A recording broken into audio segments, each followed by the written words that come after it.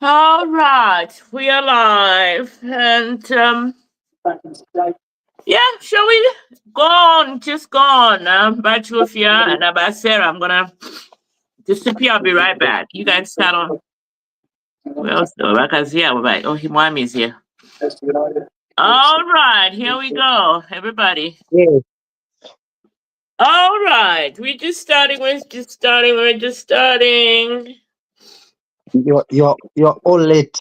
I was here. Yes, I think I made everybody late, so I apologize for that. So Okay. yeah, so let's just start. Bachelor, carry on, Lady Sarah, carry on, Mr. Magic, carry on. Can I welcome myself? Yeah. You will welcome yourself. All right, I ladies and welcome gentlemen. Thank you very much, ladies and gentlemen, for taking the time and opportunity to come and discuss various trending topics that have happened throughout the week. This is Channel Tripia Broadcasting live from Ontario, Canada. And of course, ladies and gentlemen, we have our usual guests. Mr.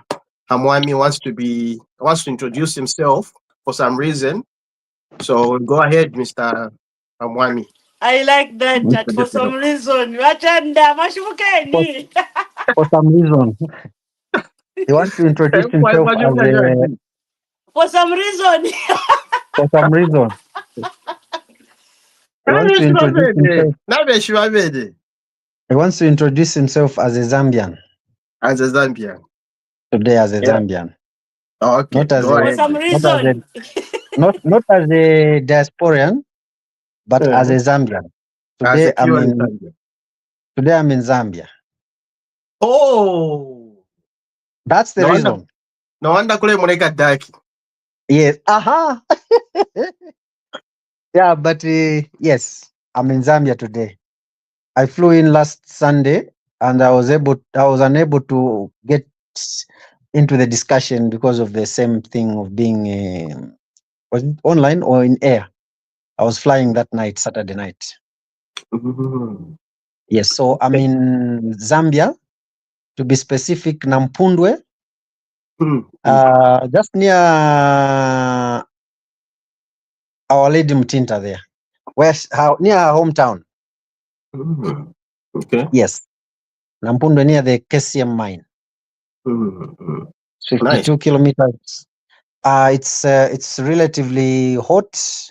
The rains are a bit there. Today I was applying urea fertilizer. My maize doing fine, and generally there's a good maize stock. If the rains behave, we are far from hunger. Hunger will not be our friend. Oh, okay. So this is what is looking promising. It's promising. Promising. Yeah. That's good. That's good. That's good to hear. That is good to hear. Lady Sarah. Hello. Good morning, those in Seattle. Good morning, those in I don't know if others are still in the morning. I'm in the morning. It's 10 a.m. here. So I'm speaking from Washington State, and I'm in Everett. There are a lot of cities, but people, when you mention Washington State, they always go to Seattle. Yeah. And Seattle is not our capital city here. Olympia is the capital city of Washington State.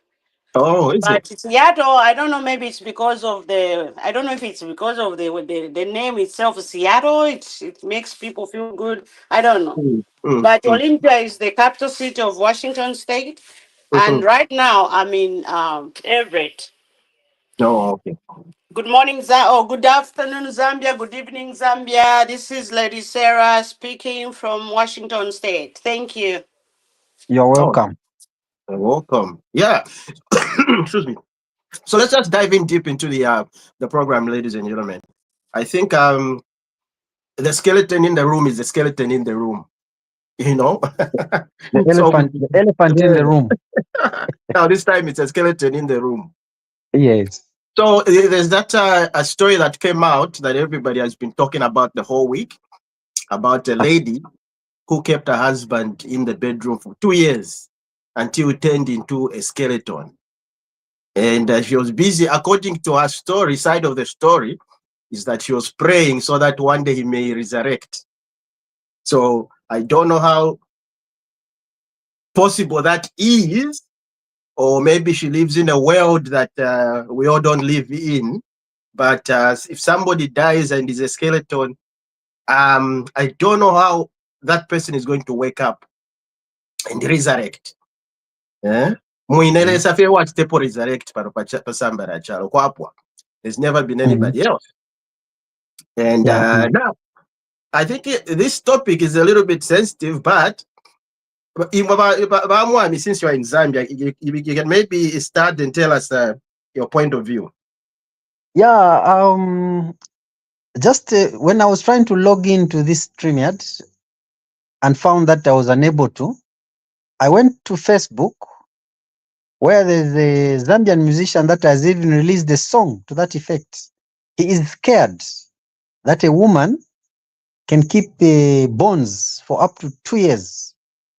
So now it's trending. People are saying, no, courtship, what? I'm scared. 2 years, my bones.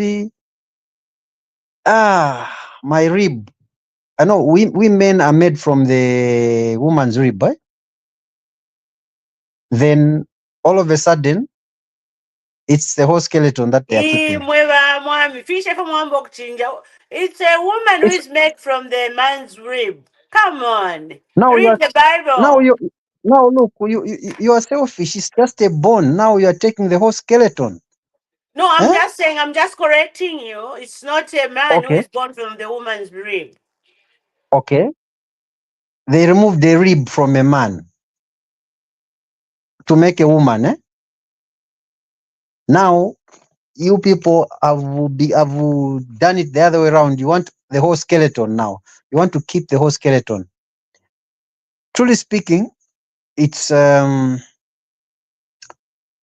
Zambian. Number one, we've not heard about this. Of course, we've heard about people disappearing. They have not been seen, no trace about them. But now for this one, we can't say there was no one who was aware about his whereabouts. The whole family, the wife and the children, knew where this man was and how he became to be in that state. And you know where things are getting rotten, nothing happening like saints. It boggles human understanding. You can't just imagine. It's more like a mystery. You can't just understand just how a man or a person can decompose without a smell. Even for 2-3 days, you delay to bury someone like a human being, the scent is very strong. Now, how neighbors didn't get anything, we're here to understand. Praying for the dead bones to come back to life. Yeah, miracles do happen. This maybe woman had faith. No, faith can move mountains. You can pray for speak to dead bones. These dead bones, maybe she literally interpreted that these dead bones, maybe life can come out. But in the presence of children in that house, all those were happening. I think they are accomplices to that crime. There cannot just be one thing happening without. There was a series of events. Someone dying, number one. Of course, the decomposition starts. Ukununka, it cannot just take one day. It's not possible. So there must, so for the bones to be seen, there must have been a skin. Maybe they were having it for lunch. I'm using the word maybe. Bale, palako. They must tell us where the other meat is. Like where are the ears? Where are the for the bones to remain? Where are the muscles? One would ask serious questions. The brains, where did they take the brains? Oh man, you're thinking too much now. Yeah, you know, it's not my fault. It's not my fault. These women, Valid These two question. women we have here. These two women we have. Me, I'm scared. Mewondayowa. There's even a song this musician has released. Mewondayowa. Ah, Kunsunga mulumagwe for 2 years. Bones. mm, The musician is scared. Ndayowa. For 2 years. No. mm. I Maybe yield. before the women come in, because this touches the Eh? women. So we'd like to hear on the women's Yes. side, a point of view. Let's welcome Okay. Vakazia to the platform, our resident PS. Thank you for joining us today. If I just do a brief introduction, we're already tackling the skeleton issue, Vakazia. How are you today? Hello. Hello, Wakalamba. I'm fine, and thank you. I thought I was going to be told to introduce myself. Now I was skipped. Okay. Yeah, but I'm okay. I'm listening in, but the issue of the skeleton thing is just so bad. I think I don't appreciate that, and I think there is more to explanation than meets the eye. So I hope the police can give us a comprehensive statement on that, and also we see what's the real name of the person, because I've seen that another person has come in to say, no, my video is trending, I'm not the one, and things like that. So I'll just wait for the police to give us the full details of the same. Okay, so let's hear from Lady Sarah Wakalinda Wabutuka. Lady Sarah, are you there? Yes, I'm here. Sorry, there's something that I was doing. Yeah. Oh my goodness. Ah, I even want Eh. to cry Eh. because I lost my husband. I couldn't even look at him twice, 3 times in the coffin. Mm-hmm. It's so heartbreaking that you can keep a body of your husband in the house and you start. Huyu mwana kashalipena. That's mental illness. That's mental illness. But how she brainwashed her children also to fall for it, God help us. How can a human being who was born of a woman with the heart that a woman has can do such a thing? I can't believe it that it's happening in Zambia myself. I can't believe it. I was asking somebody just this before we joined here. I was on a call with somebody, a Zambian who lives here in Washington. I was like, "We said it yes, we said chachine," and he tells me That's that it. it's true. I'm like, is it not just like people are playing with the social media and everything? I said, no, it's a true story in Zambia. You see, Banamayo, if you are kutemwa tibu prophetess, if you are prophetess, what, I want to be a bishop. Pia Wamba uchitefu shiringire nomba. And that skeleton looks like kocha ni museum mwe bantu. Aina Mm. baby. Cheyo jua uya. Na baletu langsha a different skeleton. What were they doing to that skeleton and what was her mission? And I hear that whatever water that she used to bath that skeleton, she would give it to women as the anointing water, go and put in the food of the husband. See, really? Wena pachalo pali pa masambi ili sambi lyena kwali bati bakamwelela nishine mwandini nkapusuka times 5. I'm telling you, if Jesus and God gonna forgive this lady for what she did to the husband, I'm Mm. free. I don't need to start asking for forgiveness. I'm a very free soul. You Uh-huh. know, this Mm. is Mm. just unacceptable in our country. It's unacceptable wherever as a human being. You know, a human being, when a human being dies, you need to bury that human being. You cannot Mm. start, having those things happening in your house. Like the first speaker said about Mm. it. And also, bantu nanguni koswefe nafwa. Kulabo kununga mwajishwefe ka? Koswefe. What more a human being? You deny good resting to your husband. That's torture to the body because we don't know what the dead go through. Mm. We don't know. We've never experienced. Ngale monopodi yako for ileva. We don't know. That's torture. The soul is stressed. It's unbelievable. It's unbelievable. That woman, she needs to tell us a story. A good story, not that you know. She's evil. She's an evil woman. For better, for worse. Yeah, yeah. I think, because look, you see, It was for better for worse until mother do us part. Come on. Such are the things that government needs to spend money. Call Scotland Yard. Scotland Yard, please come and help. This is serious. We don't even need Scotland Yard for this one. Why would you need Scotland Yard? The process, how the body did not stink after Apomundu. Kali muchitaimbamu kabiri. Tamwa ishoko kubala chitaimbamu ifintu amanani. Kwa hiyo chemicals yambio bavika muntu ngatefa body wone kwa. They sell those chemicals. They funeral homes. They sell those chemicals.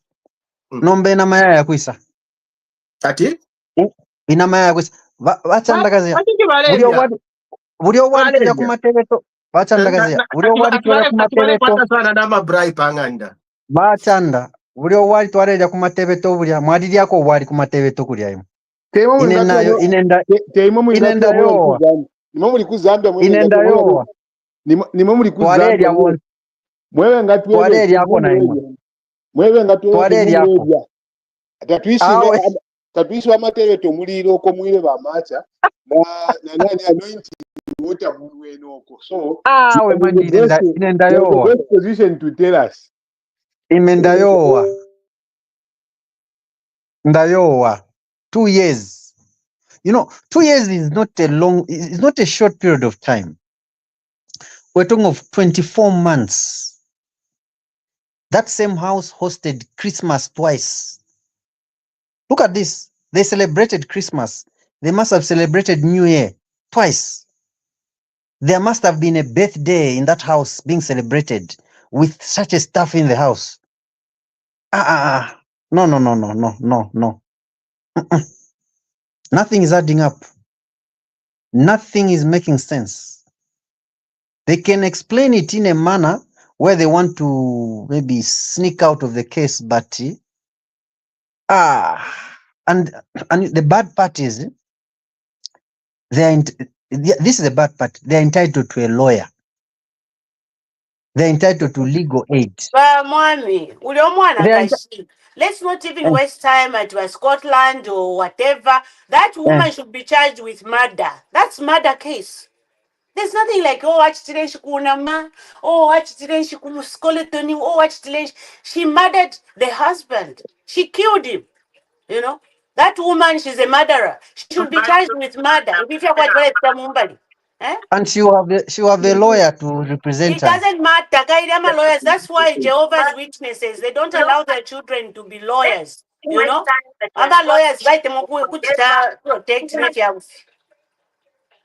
What would the lawyer say for such a woman in a court of law?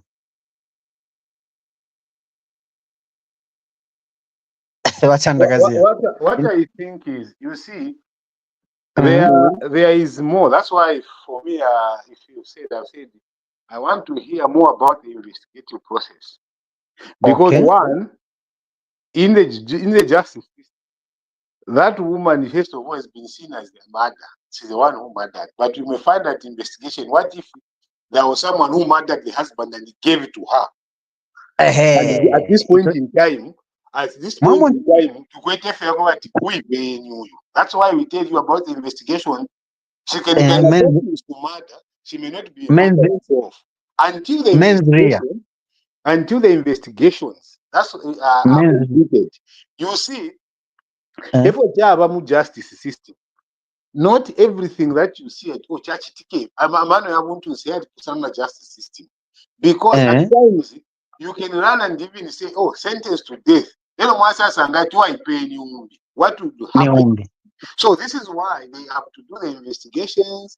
Even the trial time, all those things must be done. You know, in a murder case, it must be proved beyond reasonable doubt. Not if it, because our justice system in Zambia, now was an emotion, whereby there is an offense, we just pick and shoot longer. And then when you start asking yourselves afterwards the questions, then the questions don't add up.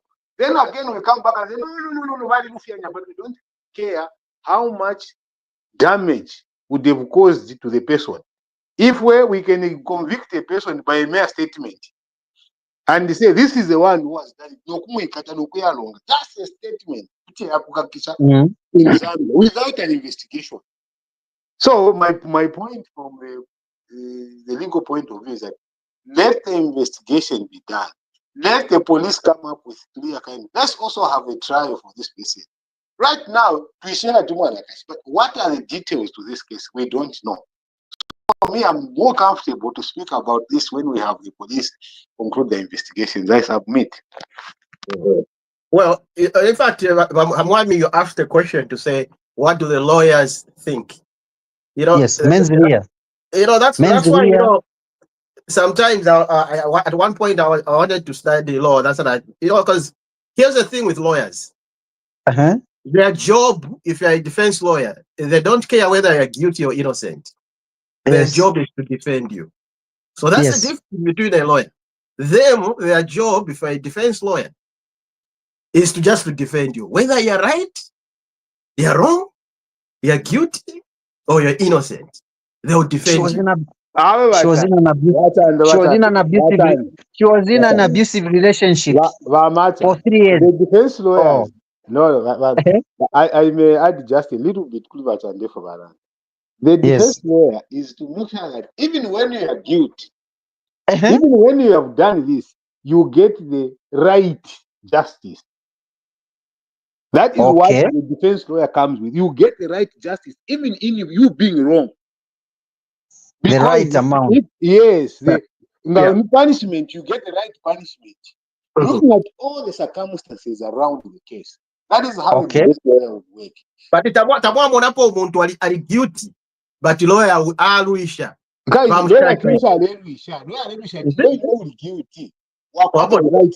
So, and I've seen some cases where lawyers would say, don't tell me whether you're guilty or not. You know? Just tell me what happened. Just tell me what happened. And I'll defend you. Yes. You see, he doesn't want to be blinded by the statement that you're going to give.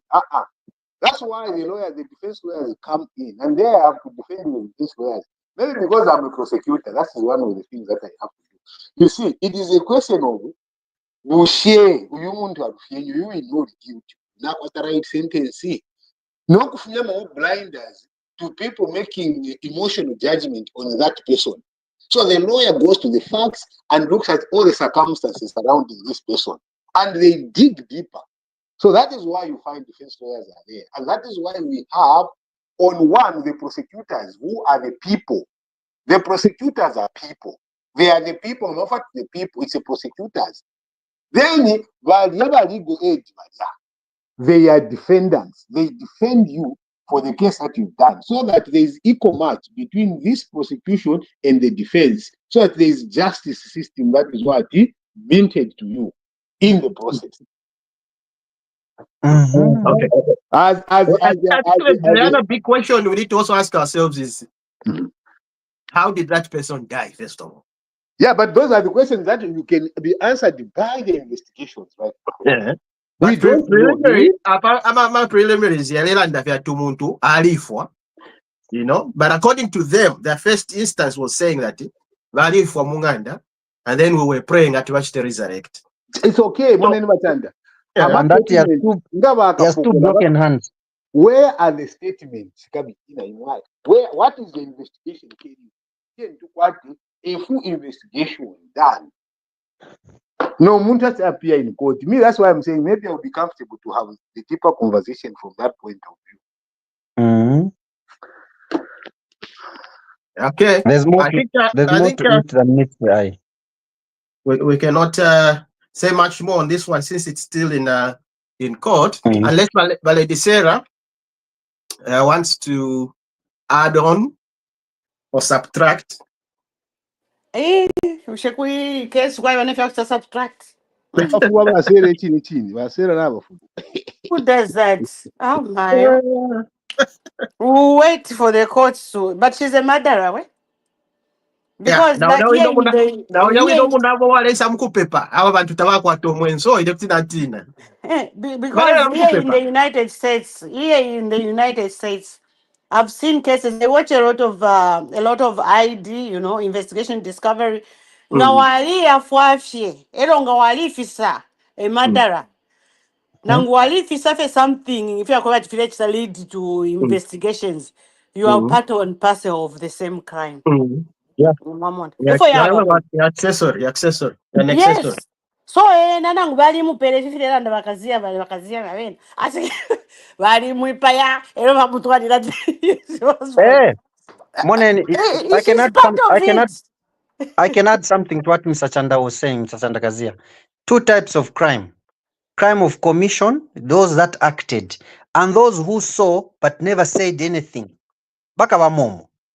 Because even children, imagine the state of mind for the children. Badade mo munganda muno. Balebola. Stage by stage. Kabidi, nani kane. Ni mo ba mwami mwalelanda. Mwami ndemye ba ili ashiria Bible ili akupepa. Abana ku Zambia baba kwati bali minwa n'engulu. Bala ba convinced. So n'abana bali ba convinced that we are praying. And these people, most of the time, they pray because they want to be rich. Tomorrow, my daughter, ulomwana wandiulia, uyuli ku Zambia. There was a time definition Natalia kuma muku paper whatever, some prophetess, whatever, some prophet. It was a man. Kuyu Christ mundola muti.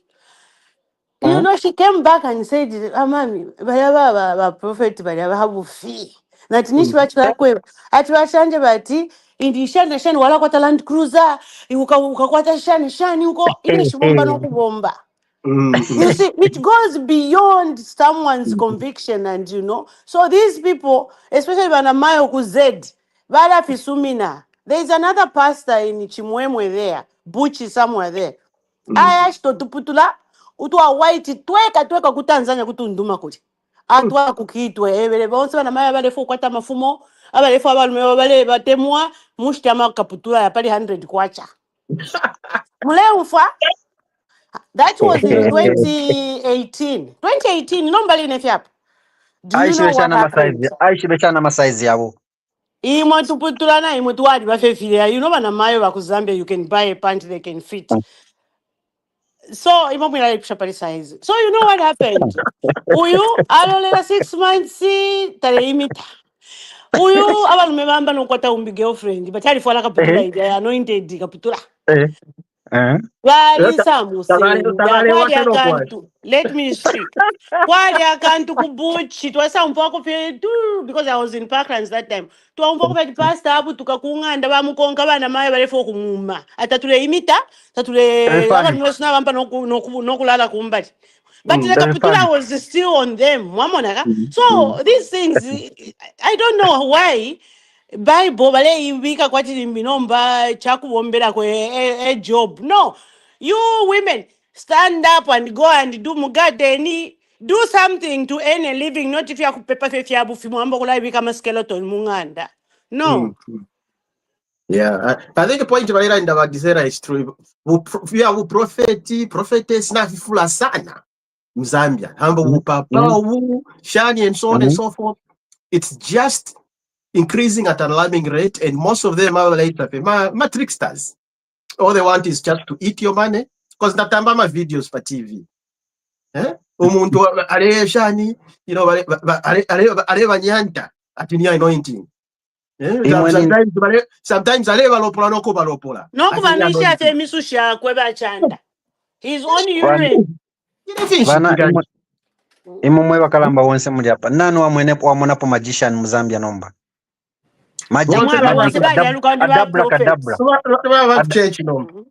Adabra kadabra, hocus pocus.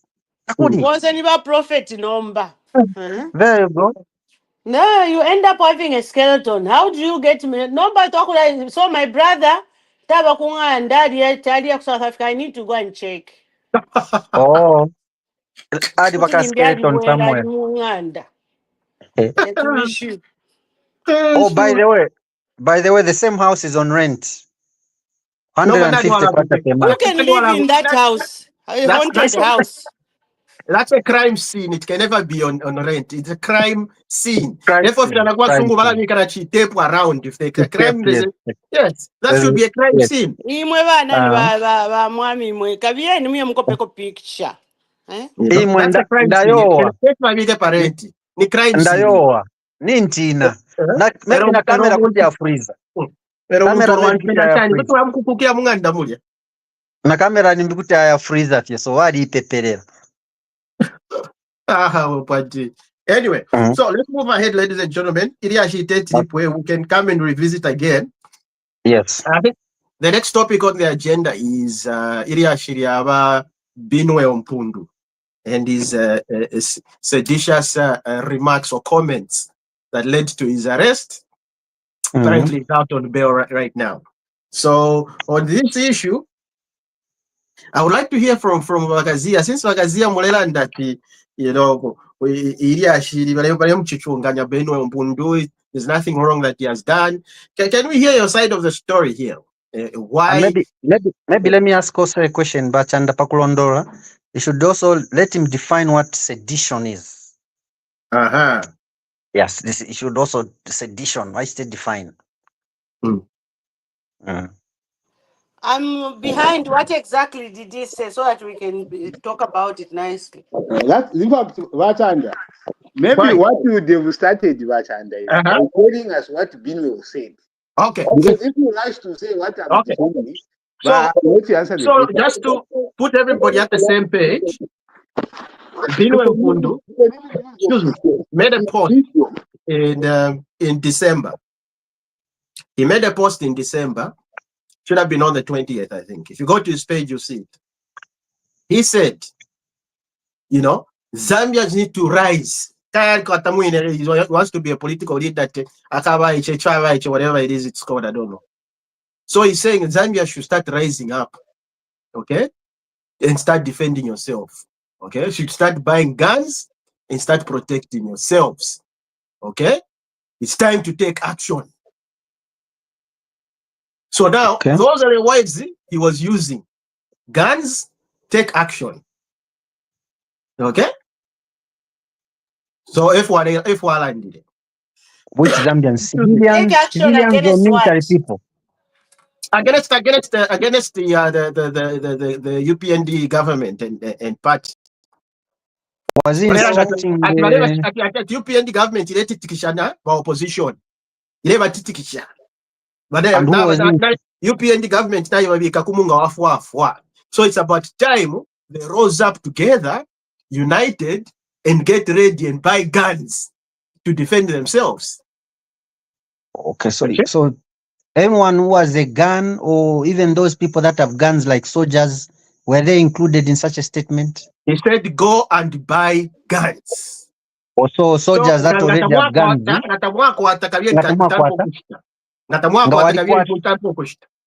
Ngawarikwata used it. Get ready. Even if it's for the state, you can use it.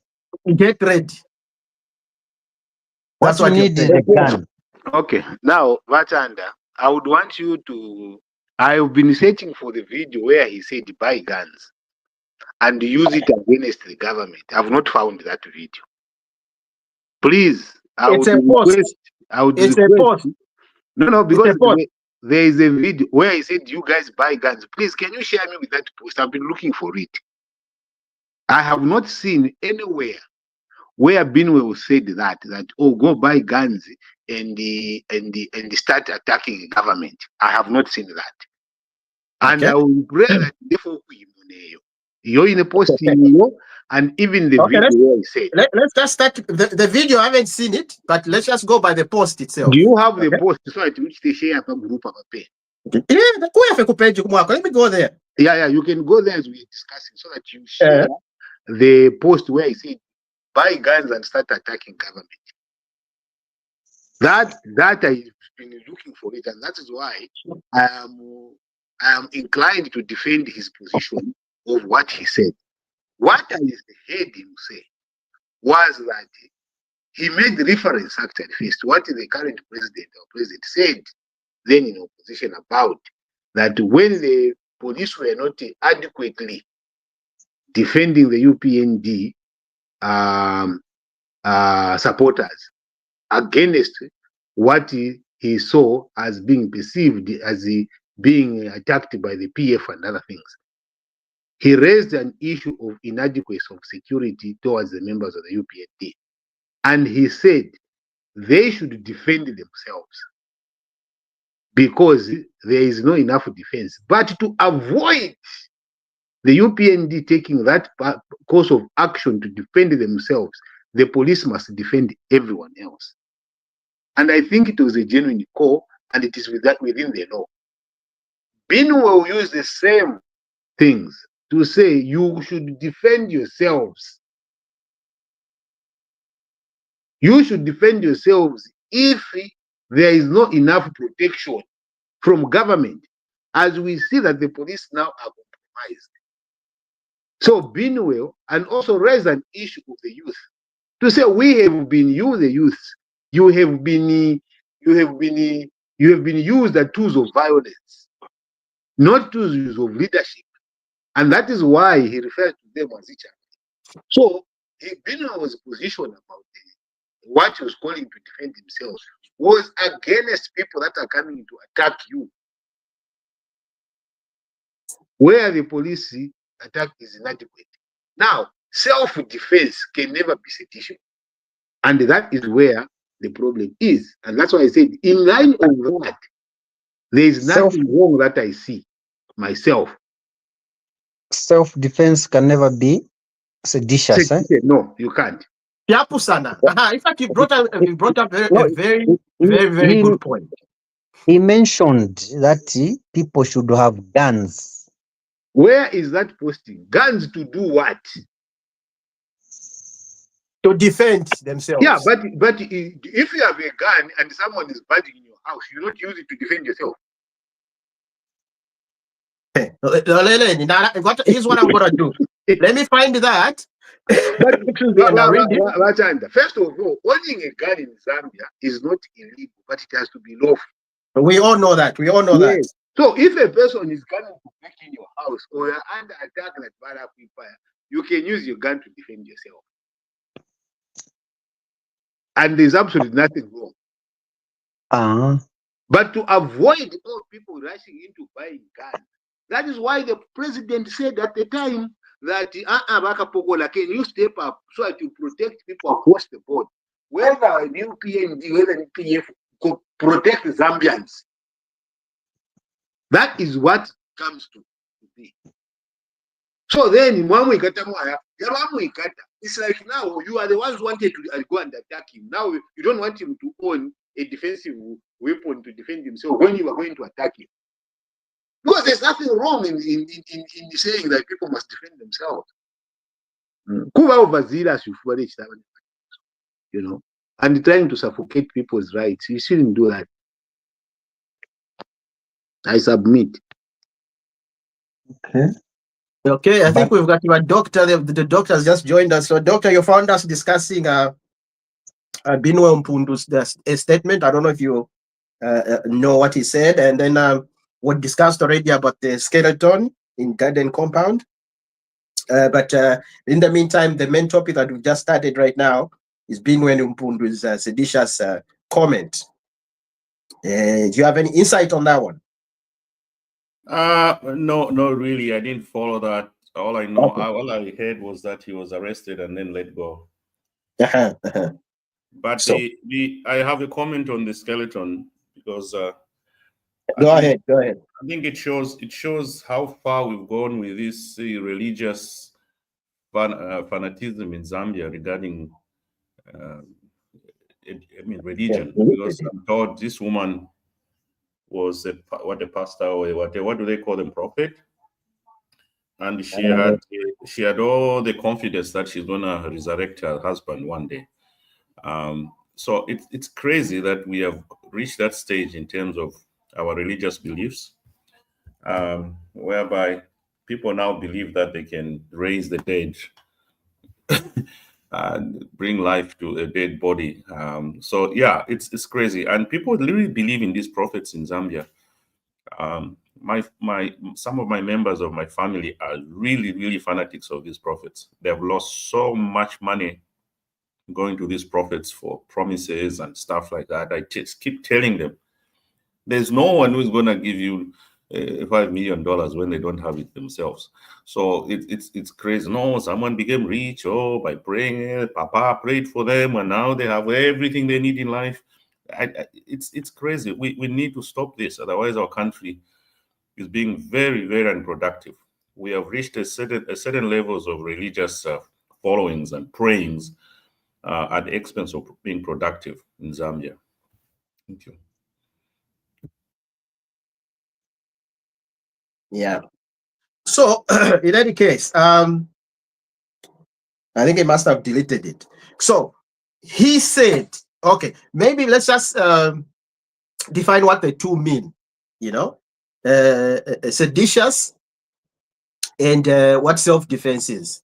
Okay, so self-defense. So now the problem is this: Bino Mpundu is trying to confuse the people, the public, by mixing the two.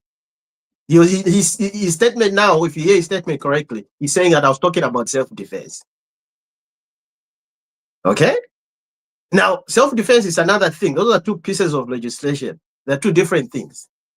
Seditious is also a different thing. What's the definition of let me just read it according to the Zambian Penal Code. Okay, self-defense. Okay, this law allows one individual reasonable force in defense of a person or a property. Okay, but keyword we need to understand here is reasonable force, a self-defense. Okay, we can go deep into that. If you go deep, you see it. Seditious. Wakazia, give us an explanation of seditious. I'm still looking for that. I'm going to find it. It's here somewhere. The Bino Mpundu's post. Wakazia, are you there? Okay. I'm here, okay. But I cannot. I need to. If you have access to the penal code, just please read to the.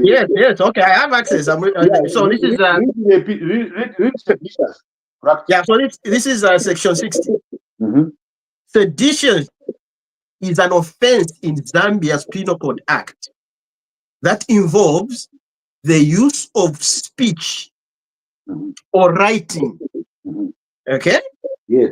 To incite people to rebel against the government or an organization. Yes. Okay? So vyapusana pali self-defense or yarelanda pali self-defense. Nga wakatambo kwewa abantu atikashiteni futi and start getting ready. You're inciting abantu kuleva chitani wawe kanshiteni kushite futi so that utampo kushuta abantu. There is a problem. I have one problem there. Because the problem that I'm having is that we cannot find. That's why I'm saying I am having problems in understanding the way you're putting it. And this is what he said. In the evidence of having checked everything, where he talked about getting guns and attacking government or attacking any person, because he was referring to defending yourself against an attack. That is different. Because if Bino was saying, send them footy,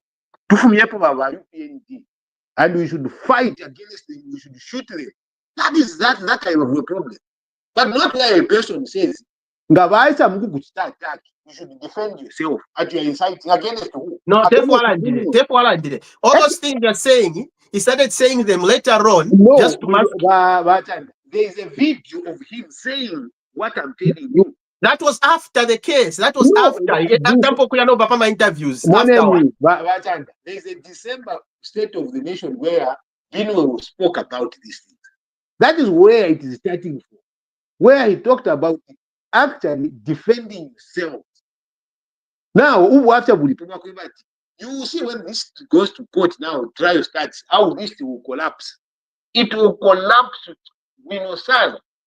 It will collapse because he is not mentioning who is going to be attacked using the guns. He is talking about you defending yourself when you're attacked using the gun. That's totally different. Totally different. It doesn't feel good when it is coming from someone and you don't like it. It doesn't, but it doesn't make illegal to say it. And this is a problem that our democracy has. It is this freedom of speech when you start to stifle it. For saying what we are thinking. By using these archaic ways of things, sedition has been there for all these years. It has been there in our statutes. And anyone who tried to use it in the manner, it failed. That penal code you see has been there, and that charge has been there. Tell me how many people have gone to jail because of sedition. Nothing, nobody. It is meant to shut up people. We shouldn't use it. It is an archaic thing. Let people speak the way they think, especially when people are raising things that affect them. We must be magnanimous as a country to allow people to speak in a certain way and the way they like. Because these are not our servants. They are not the servants of the people that are in power. It is the other way around. The electorates are the bosses. You who is sitting in that political office, you are a servant. And you tell your bosses not to complain to you, the servant. And when they complain because they've given you the power to do something, then you are a nyanja. That is not the platform under which UPND ran. UPND ran to enhance freedom of speech, protecting people's rights when they speak. How have you changed, you guys? Anyway, I think that's what I can say. In case bachanda nabasera mwami Dr. It is something that we must deeply look at. Is this the way we want the next government to come and address these things? That is okay. Then fine, let's see how it goes. Yeah. Anyway, want to hear from Alidisera, then Macha, and then I will put in what I feel about this whole thing. And your doctor also coming. But I think I saw a video where this guy was talking, being on Pundu. You know, even when you want to do politics, it's not about inciting people, like you want to incite the young ones because you are a youth and you want to be like, because they're all Alandama politics. That thing of mentioning the guns and everything, that's not acceptable, you know. Even if people are saying freedom of speech, whatever, freedom of speech, there is a way of putting speeches, you know. You cannot just start talking about the guns. The lady uyu ali kukabulira tinani tutwa, you know. Imilandire ya misango file pia bale ndabena tutwa fidyashani. That's not acceptable. Oh, my bones to come down, my bones. Shani. Talk to people as people. This life, we are going to live it. And what type of legacy are we going to leave for our children and our grandchildren? If we start just talking, Kashtenama guns, protect yourself. From what? Oh, when PF used to stab people, PF used to kill people. Did you even stand up and say, protect yourself? Help us. Thank you. Wahamwami. Yes, you see, every society has got rules. Where there are no rules, that's anarchy. And anarchy is the enemy of development. Look at how people are struggling to survive in Zambia now. I've seen it. And then you divert people's attention and even that of government to your own ranting. No. You don't behave like, and he's a lawmaker. You see, people that make laws. We want to see some some level of maturity, some level of discernment. He must have that. He must have those leadership manners. And I imagine people that voted for him now, how do they feel? He's human. He can make a mistake, but you don't make mistakes that way. He should not just be there. As a lawmaker, it should be a lesson to other lawmakers that intend to cause anarchy by just wanting to incite Zambians. No incite there. Hello? I have a question for you, colleagues. Yes. What did you make of what the president said when he was in opposition? What's that?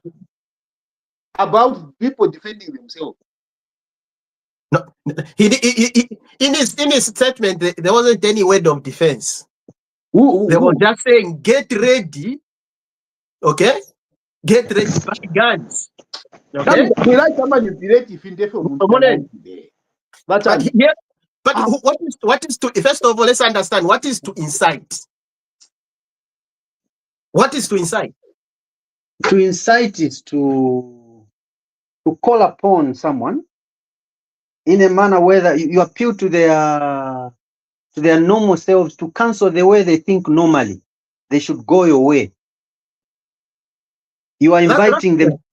You are inviting them to cause trouble. That's how militias start in other countries. That's why confusion starts. That's why I've asked you. What are you making of what the president said? When in President Tabala that's a huge difference. The president did not talk about guns. As of today and now, you have not provided me with a statement to anyone. He has deleted it. Why has he deleted it? Where has he deleted it? He has deleted that.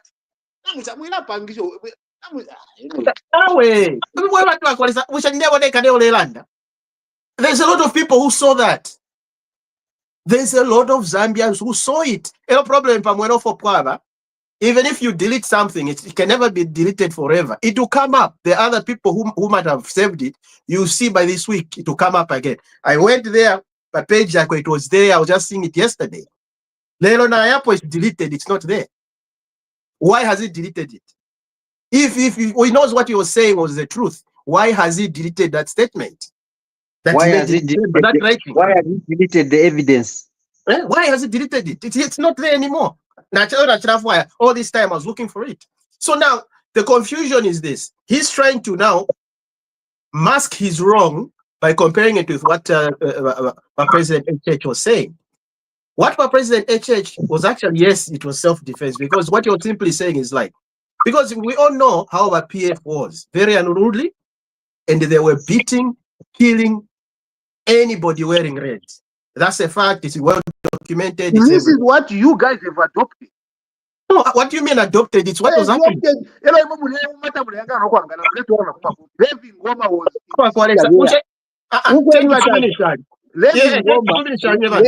Levi was in sin and was saying, me, I will not allow anyone who will come between me and who will come against President HH.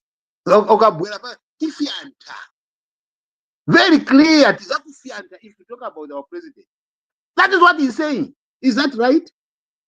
Is it the same as saying go buy a gun? That's the point. There is not just this kind of. We should be talking about strategies of how to stop if you are buying guns, telling people to raise against government. Even the same. Got to condemn what Bino said. We must condemn what the president said when he was in opposition. And this is one of the things that is raising this kind of discussion. It's because he said it clearly. A problem whatever position. If you're wrong, you don't want to accept it. It's not about wrong. I'm not in opposition myself. I'm not a politician. What Binwa Mpundu said it was a very careless statement. I think at the time when he was saying it, he thought, he's going to impress a lot of young people. But he doesn't realize that the young people nowadays have switched from politics of violence to politics of bringing out new ideas, real checks and balances. He's still stuck in the old ways of the way the Patriotic Front used to do their things. The young people that time, all they would do, jombo,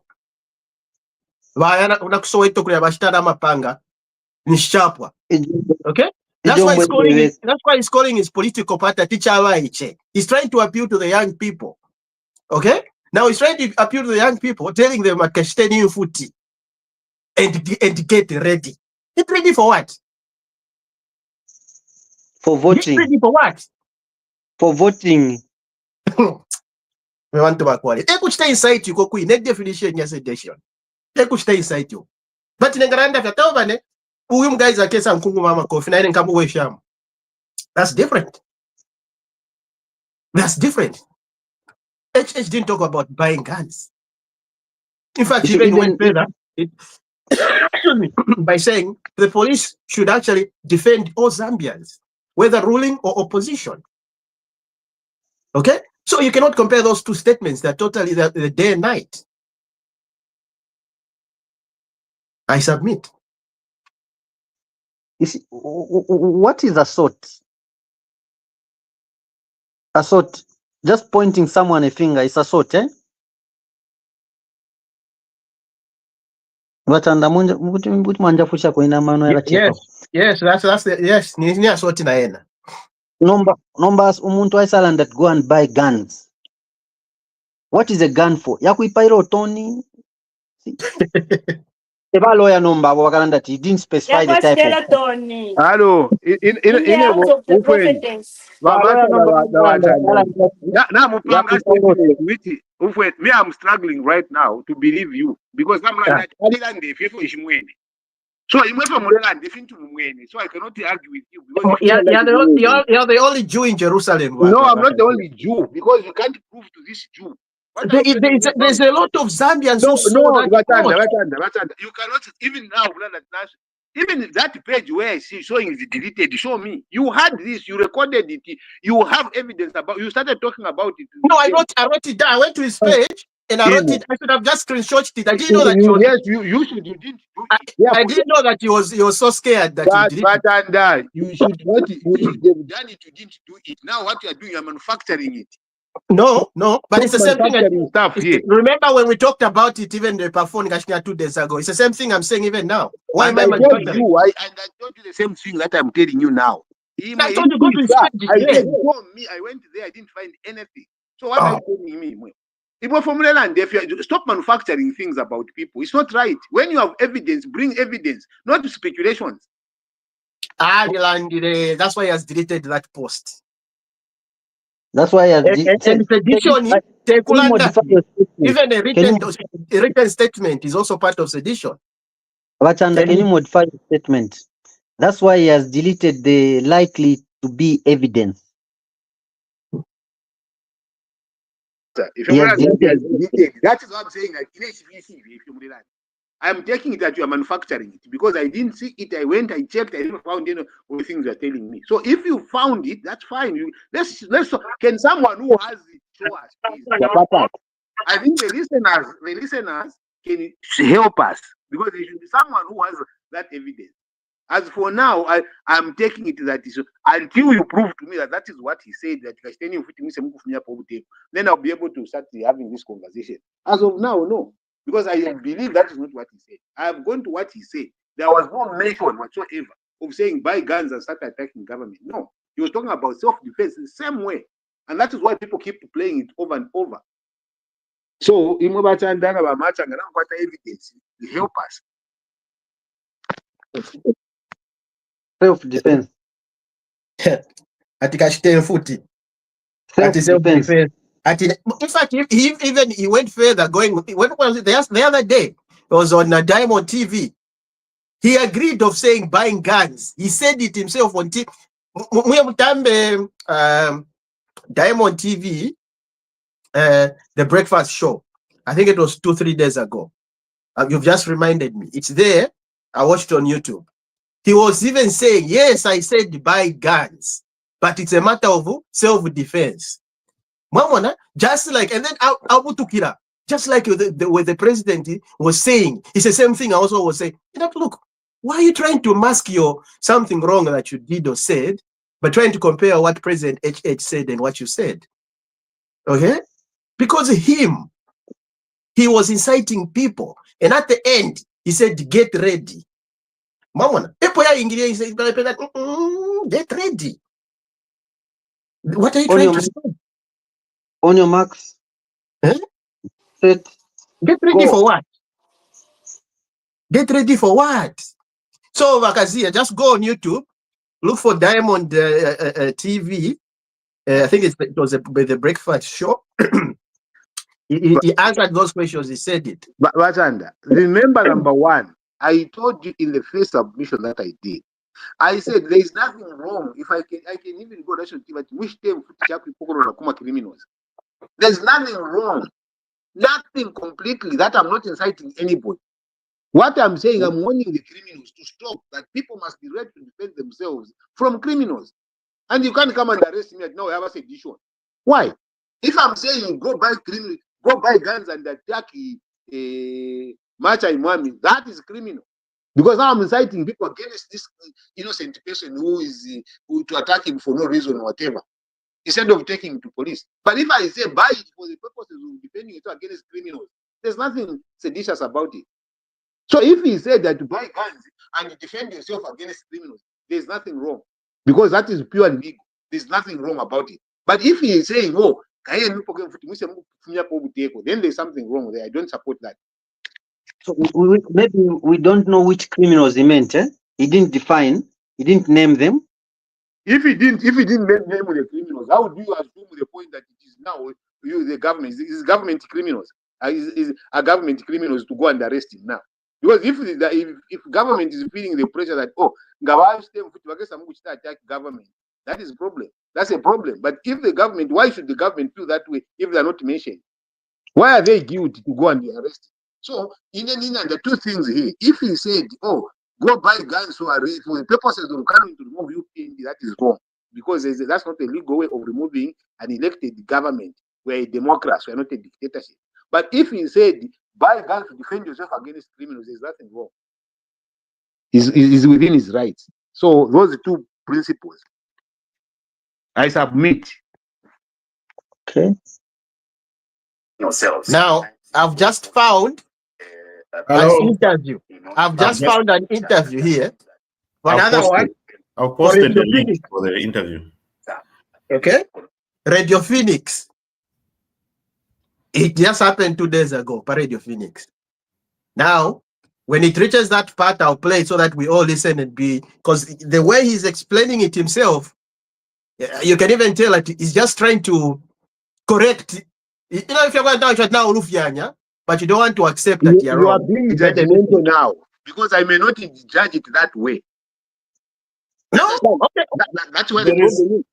People, you can listen to the link. I've put the link here. He explained to himself that he was. Okay, you see? Yeah. There you go. Yeah. So, since you're doubting, go listen to the link. He said, I want people to buy guns to protect themselves against the government who are not protecting. They are after him. Which government is attacking citizens with guns? That's what he said. Here's an interview. Listen to it. He said the government is coming after us. Let's protect ourselves. That's what he said. So he's mentioning the government. So the government is attacking citizens. Yes, citizens. And there's evidence of government attacking citizens, isn't it? I don't know. I've given you the link. Listen to it yourself. Okay. I can't see the link in it. Where can it be? Pachat, Caribbean Pachat. Yeah, or chat. Okay. He's complaining that the citizens are not being protected by the government. He said the government is attacking them. Yeah. He said a lot of things. He said a lot of things. My issues do too no to pangana sense for people to rise and go buy guns. It doesn't make sense.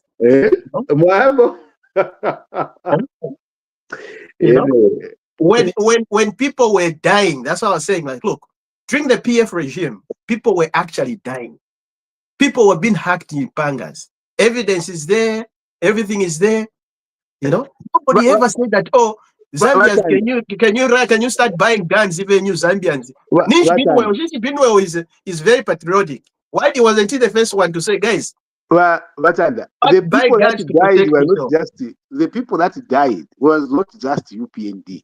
There were even other PF people that died. No, most people who died were not just UPND, but even civilians. Even civilians. Even civilians, even PF were killed by UPND. You know? No. Not at the left. Like if we count them up dead bodies. We are now going to the statistics, isn't it? But the principle is that but how can you compare? I'm not going to, for me, in my world, every life is precious.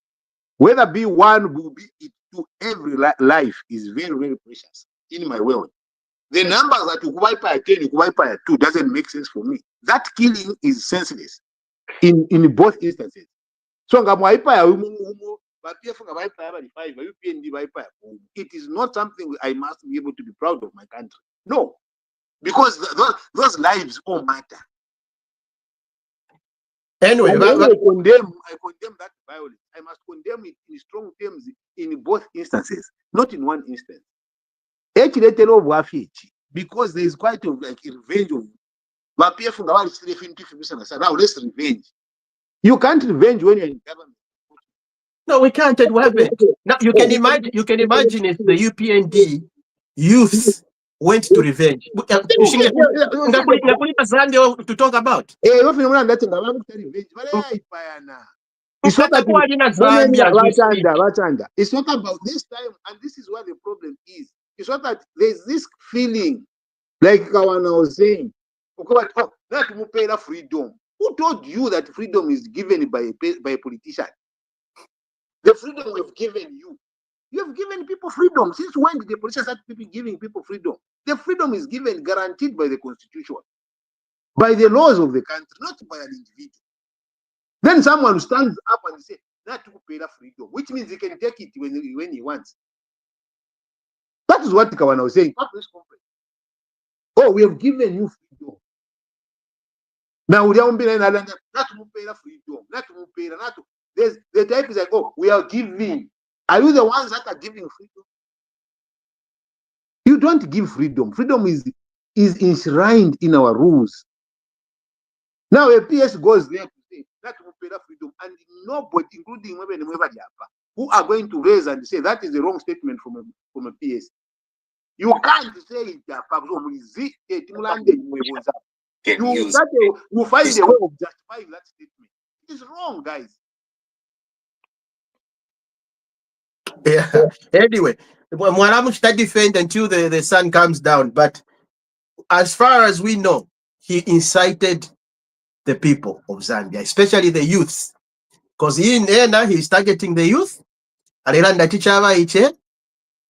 the Zambian youth are actually laughing at him. I was like, why would you even say something like that? We're not interested in that.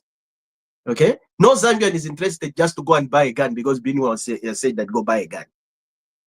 And then he was even defending that there's no law against go but to buy a gun. Yes, there's no law which is against go, but you can go and buy a gun legally. But if you're telling the people that go buy a gun so that you get ready, that's inciting now. Okay? But statement can change. So that's my point is, if you're telling people go buy a gun and get ready to do what with a gun? Yeah? And so, however, all the information is there. But this leads us to what? Who's this? Arena Kalaba? Or was it the MAST that reported that Zambia now from UN Council, Human Rights Commission Council, because of violence, heavy violence, injustice, because why meet abampela beo, but we want to acquire. Big politicians surely talking about a small person like why me? I mean, who's why me anyway? And why is he having big lawyers defending him? He's a Zambian. Ngamba Zambian abali mukati mulya. Tema Zambian wena. What's so special about why me? What is so special about why me? Ngamba li muna wena tema Zambian.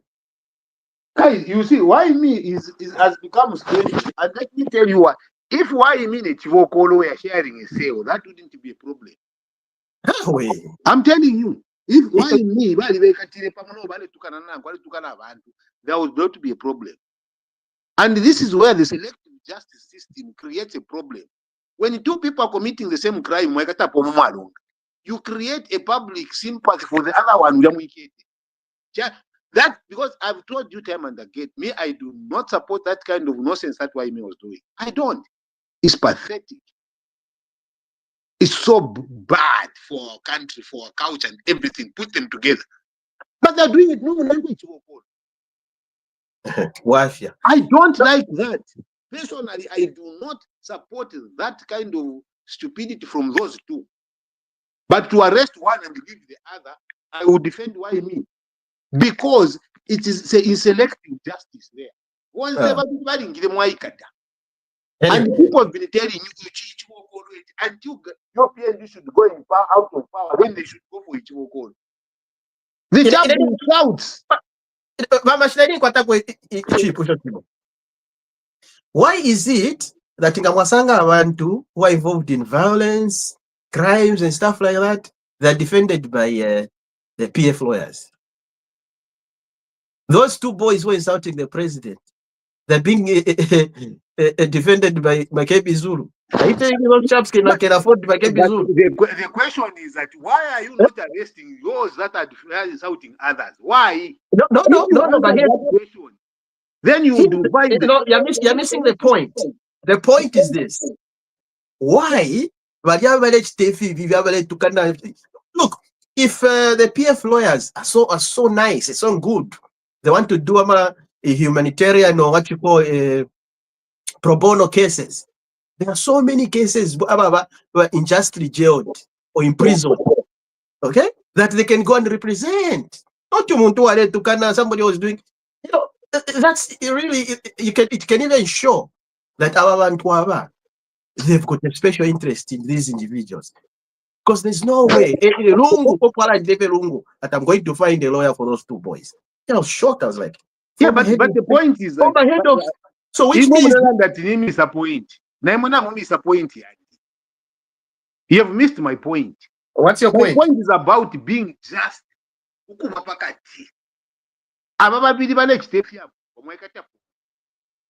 Hello, you guys, why have you been defending Chiboko? You have defended him to the same magnitude. That's why he is being defended on the other side. That is why it's because you are defending the other criminal yourself. It is like now the prosecution and the defense. Even on the other part, defending Chibokolo without him facing justice. You defend that guy from Northwestern Province wanted to castrate the president, wanted to circumcise the president, whatever he wanted to do. You have defended those guys with all the might of the party. So, huh? So I'm a defender. Then each one to defend why you need. This is not an identity. You are supposed to look at the interest of both people. But in line with what the president HH said, when you commit crime, you are on your own. Not on your own, in action. Who use on is on his own. The party has disassociated itself with this young man insulting the former head of state in the way he was doing it. We must see that he's on his own.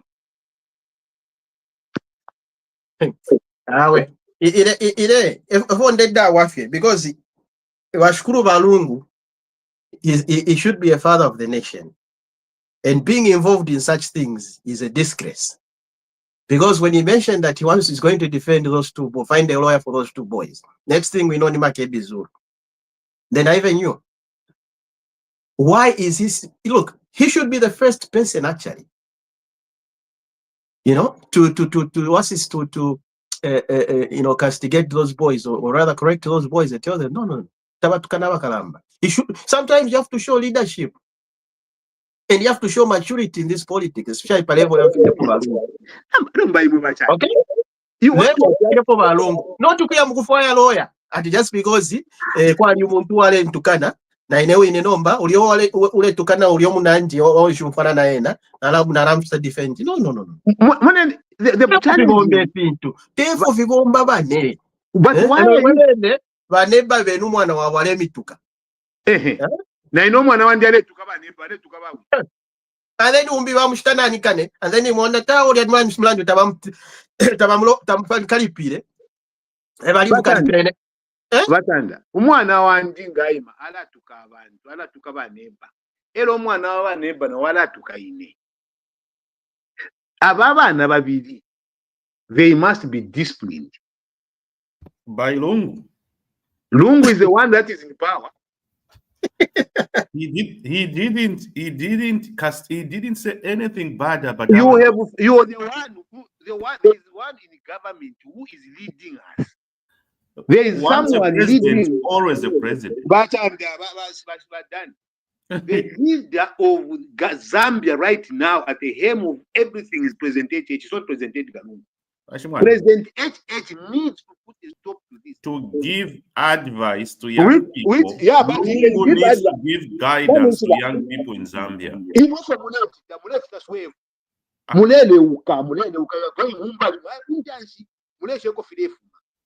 And this is wrong, you guys. This is wrong. And if we are in a Panopa forum, if we are not the ones that are going to identify wrong things and say this is wrong, we are not helping the listeners to these conversations that we are having. Because people are not stupid. They know that we are not. And your silence and your level of rationalizing this other person, even when people point out, it's not true. What did you do? You have to find a way to run around it and go and bring Edgar Lungu in from the back door. You are forgetting that address this problem that people are raising. My law, President HH will be out of power, and someone should not do what this guy is doing. In my view, we should not accept that. That is too low. Anyone who is the president has a responsibility towards creating a discipline in the country for everybody, not for some people. And this is what creates a and this is the reject that you will be seeing the fighting. And in the moment that I raise a question and you don't answer it, you go sideways and thinking that the question will go away. It doesn't go away. It still remains and it should still be raised. We must be able to address these things and condemn these young men from the blues. But Dan, Bacha, and you were the Sarah. We know what we don't like young people insulting us. Bamacha, you know very well. You will not allow women. I mara to come and come same to if you really? Me, I'm not going to seek that law. Sorry, no, but Nigeria Shibaleve party Zambia na mfunya mkanso. Nishitamwa ba informed abamwe saving us and government. You are not informed with the I saw the report that came from the embassy in Geneva. The embassy in Geneva has put up a statement that they've received, the Human Rights Council has received all those about 38 charges that have been done on the leaders of opposition and other critical members of society that are critical of the government. That is what I've seen. That now, you know, there's a way that diplomatic wedding goes, receiving highest esteem and everything else. So the Zambian government will give its feedback. And I saw the feedback which was saying, oh, this one is under trial, the other one is under investigation and stuff like that. Like, for instance, Rajab Patel, he's been in prison for 1 year. And what are they saying? He's saying that he's under investigation. How do you investigate for 1 year someone is in prison? Why have you not granted bail? So these are the things that are there. If you are going to they are sitting on the body, they've been removed, it's neither here nor. It's a question of the substance of what is being raised. Yeah, I think the thing is it's a little bit misleading. So a problem Yambana ama blogs, online blogs. One, that statement is totally wrong. because we heard from the country's Human Rights Commission, the Council representative. She clearly stated Zambia has not been a member of the council since 2008. So to be a member of a council, you have to go certain elections and you have to go through certain things. Next time Zambia is going to participate will be in 2027, 2028, somewhere there. So first of all, it's not part of the council right now, Zambia. That's for one, so that people know, so that people are not misled. Now, a lot of African governments have been reported to the Human Rights Council. Even in the Patriotic Front itself, during their regime, they were reported many times. Many times. In fact, worse. Okay? So, the issue here is Bakalaba being somebody who worked in foreign affairs. He had no idea that Zambia has no seat at the council right now, as we speak. He had no that information. Somebody who worked in foreign affairs. So that's for somebody at that caliber, I thought would have this information on their fingertips before they, start misleading the public or start agreeing with a post that was made by a blog, an online blog. So we need to correct issues as leaders in Zambia now need to start saying the truth. It doesn't matter whether you don't like HH, but show some patriotism to your own country. How are you going to be a leader of a country if you're just going to agree everything? You wake up in the morning, first thing you look is, oh, what's happening on Facebook? Open a letter and be a pen. Oh, no. Let's be patriotic and let's have information. I call it the Mwamba formula, the Mwamba technique. You see, so leaders need to, remove that animosity they have with the church and put the Zambia first. Because if you're going to lead this country, you're not only going to lead the PF sympathizers, the PF members. You're going to lead every Zambian. Okay? That is how we are behaving this time. So why would you go and start misleading the public and try to make Zambia look like it's a bastard case, like there's nothing happening in Zambia, there's chaos in Zambia. In fact, Zambia is better off right now in terms of peace and everything else than it was during the PF regime. Zambia was like a war zone. Zambia was like a war zone during the PF regime. I think it's on the internet. Just go Google people during the PF regime, violence during PF regime. You'll be shocked with how many videos and pictures are going to come up.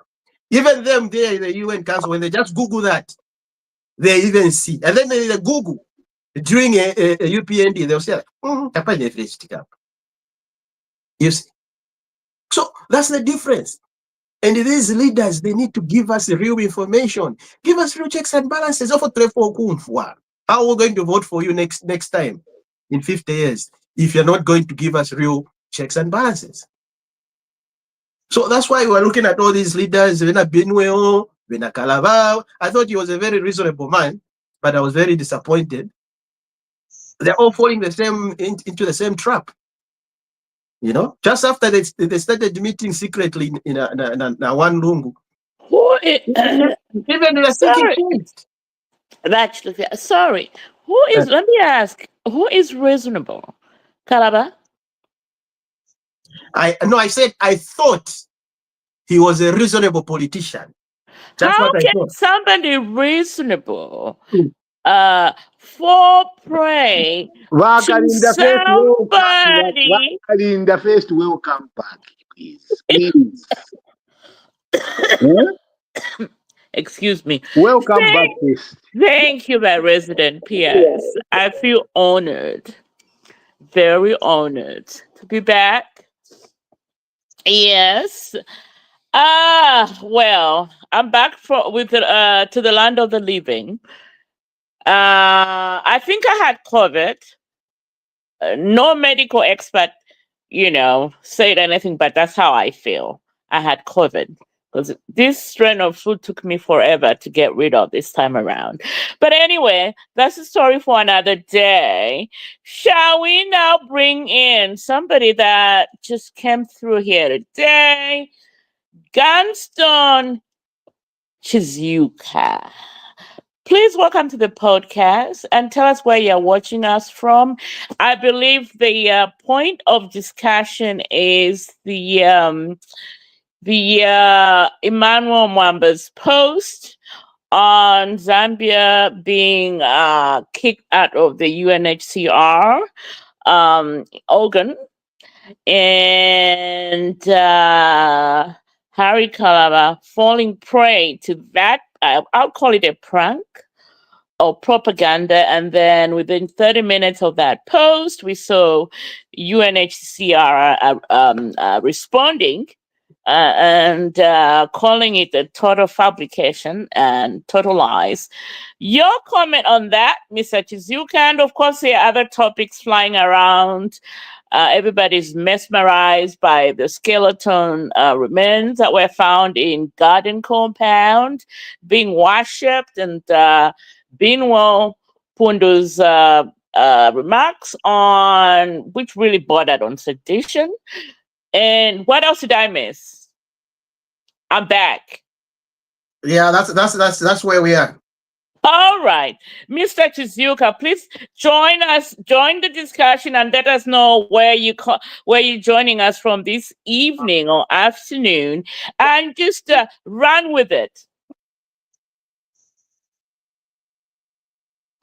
You can unmute yourself, or do you want me to help you unmute you? Or maybe he doesn't want to talk, he just want to listen. Sometimes speak. Maybe I'm beginning. Well,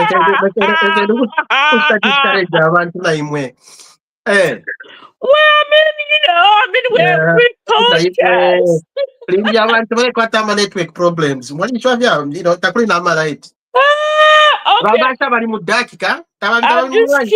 I'm just kidding. Ramasa is in dark. He's there in the darkness. Why is Mr. Maja in the dark in England? Explain yourself, Mr. Maja. Zambia. He's in Zambia. Oh, he's traveled to Zambia. Okay. Well, that was Tishamalite. There's no water at Kariba. Never was Shamalite.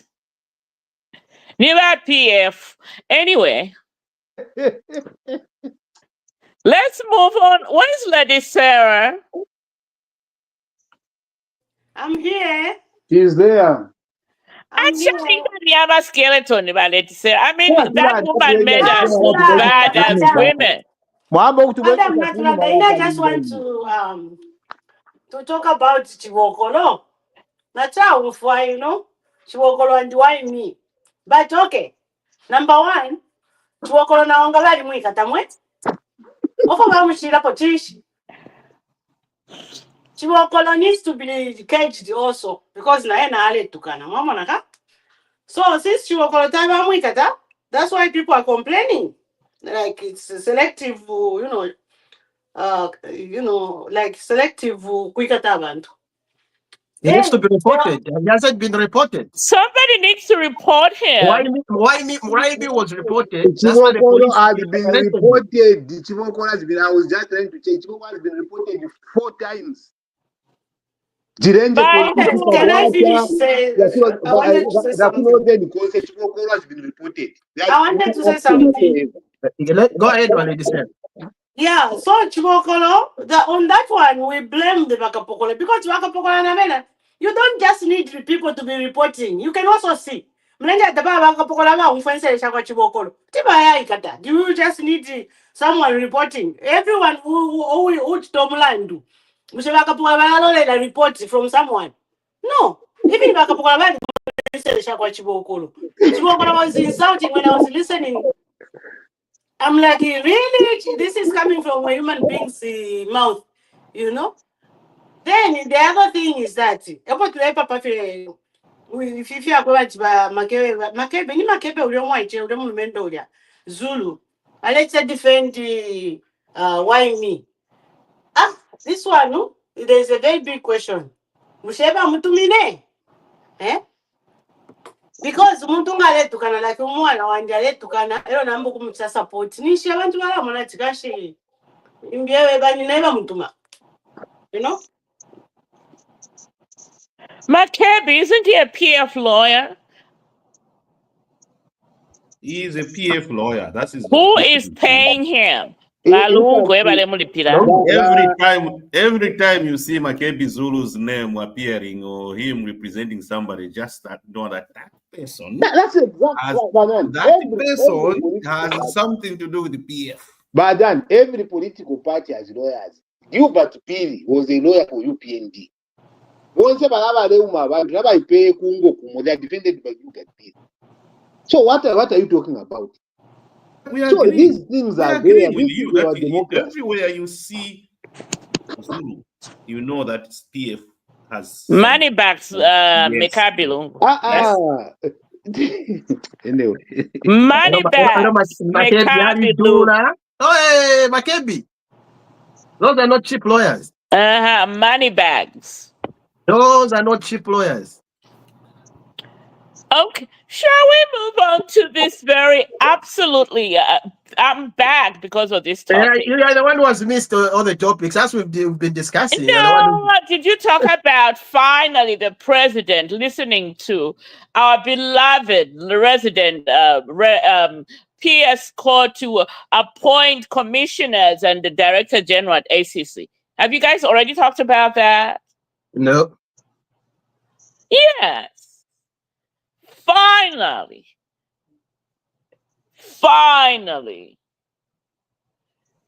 our resident PS has been on a campaign for President Bali to appoint somebody at ACC. So this week, we saw Madam Daphne Chaubo being appointed.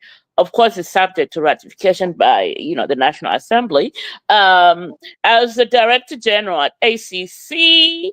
And then we have retired Supreme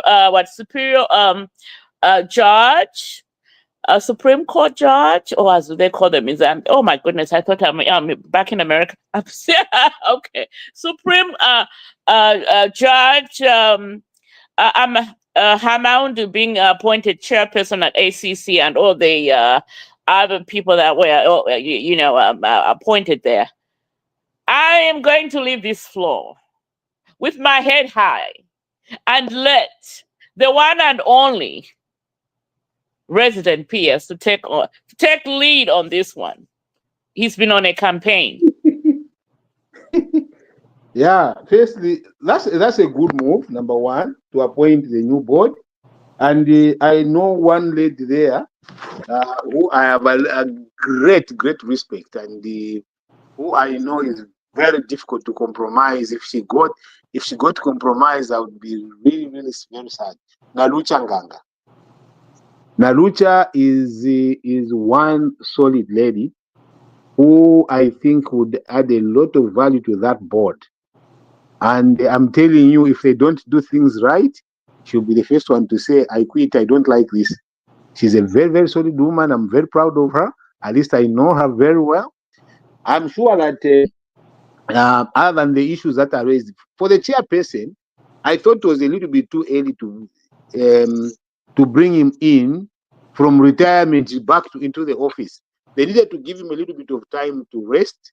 And then if they wanted to bring him back, maybe give him a year to rest and then bring him back to the office.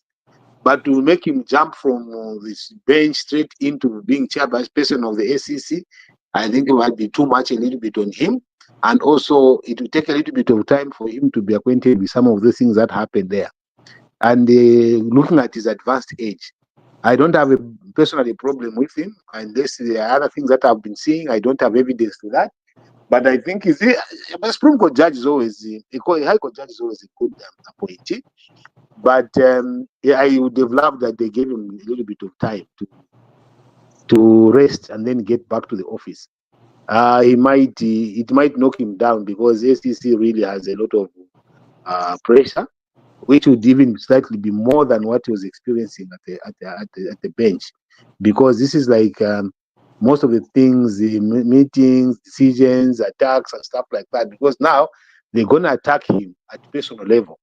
The attack that is gonna go for the judge is gonna be very, very personal, and I know that judges don't take it very easily, very lightly when they are attacked at personal level, but they'll forget that this is the role that they've picked.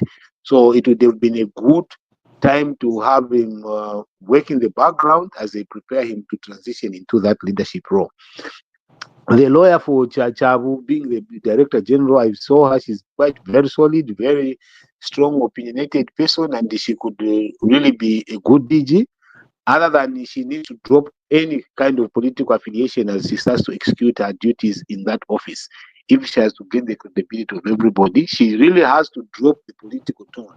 Whatever happens, she should just stay away as far away from politics as it is. She's a lawyer. She's experienced in terms of the legal issues.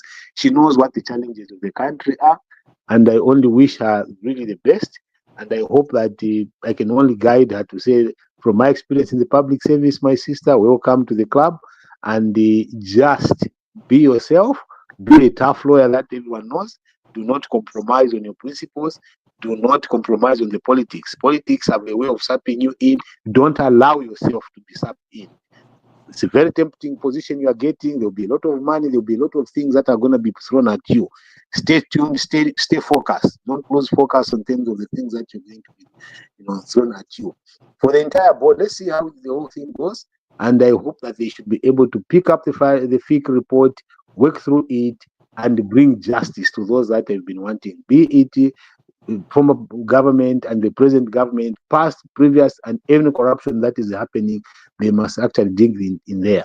So I wish them the best, and I hope to, that they can succeed in their new roles. Oh my word! Oh my word! That was the resident PS. Moving on. Sister The Kalinda. dog. I saw you dancing some salsa at a video. When was that? Yesterday. Your take on those appointments at ACC? Okay, before the dog comes, I just want to say bye. Happy Sunday. I have to catch on something. All right, when the Bye, Caroline. See you next week. See you Bye. next week, Thank you. sis. Sarah, Yes. have a great weekend. Thank you. I'm going to see my granddaughter. Oh, wonderful. Oh, I thought you were saying you're jumping on a flight to Washington to watch the inauguration. Just kidding. No, Papa. Just kidding. Please, I don't want to say that. Just kidding. I'm going on a ferry right now. I'll be jumping in the car, then go on the ferry and go to see my granddaughter. She's just a week old. Oh, congratulations. Thank you. Bye-bye. Trump. No, Papa. Bye. All right. Doc, Puerto Rico with all that salsa dancing. Your take on the appointment at ACC. Brilliant, Was almost a year of us waiting. The names that were announced. Was that worth the wait? Yes, I think there was a lot of thoughts and analysis and looking at different candidates. And finally, yes, the president has finally appointed the board, which is very, very good. And I talked to the resident PS here that look at the quality. These people are highly qualified for those positions. We hope they're going to deliver what they have been appointed for. Now, Chanda mentioned something which always has bothered me about this so-called corruption in Zambia. We've always heard about these fake reports, year in, year out, year in, year out. And no one is really, I can't remember anyone being held accountable for these fake reports which have been All of them. I've never seen a FIC report which is good from the time in whatever, from somebody might correct me here. Every FIC report that comes every year is bad. Why don't we have people being held accountable for these crimes that are always exposed year in, year out? Why? That's the biggest question. And I hope the people that have been appointed will look into this and make sure that we see people being prosecuted, because the fake reports really, really, really are bad in our country. Yeah, for a long time, I can't remember any report that was nice and rosy. Every time we hear these big scandals in ministries and government institutions, and nobody really is, held accountable for these things. So I hope the new appointed officers will look into this, and these fake reports needs to be pursued further than just told to the nation and then they die a natural death. That's it. Thank you. Mr. Mwami? He can't hear us. He's in the dark. Bachelor, your take.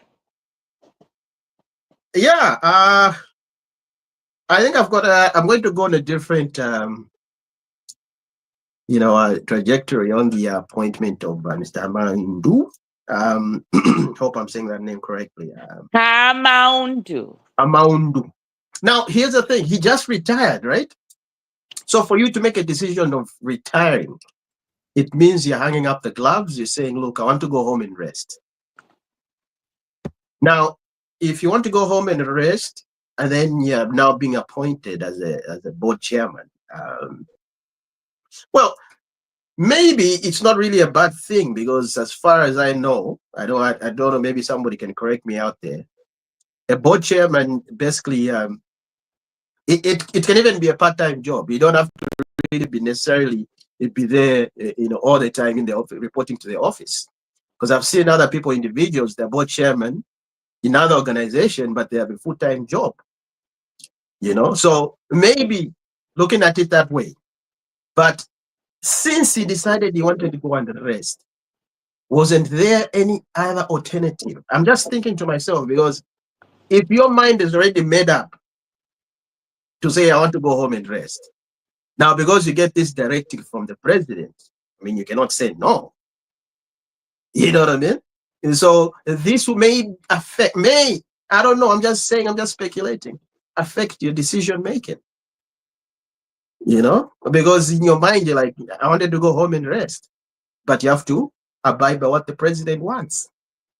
So I thought maybe, I don't know, just like maybe Machanda said, they would have given him time to go and, sit and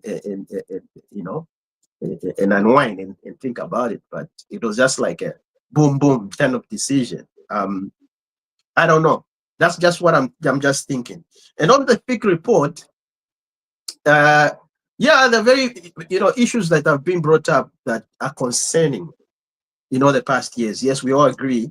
The FIC report has been something that we've always talked about, and we've been saying there's no action that has been made.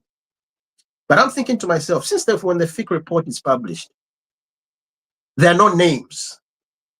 They just put, in the legal terms, maybe X or a person of interest or political exposed person, did this, and this suspicious transaction.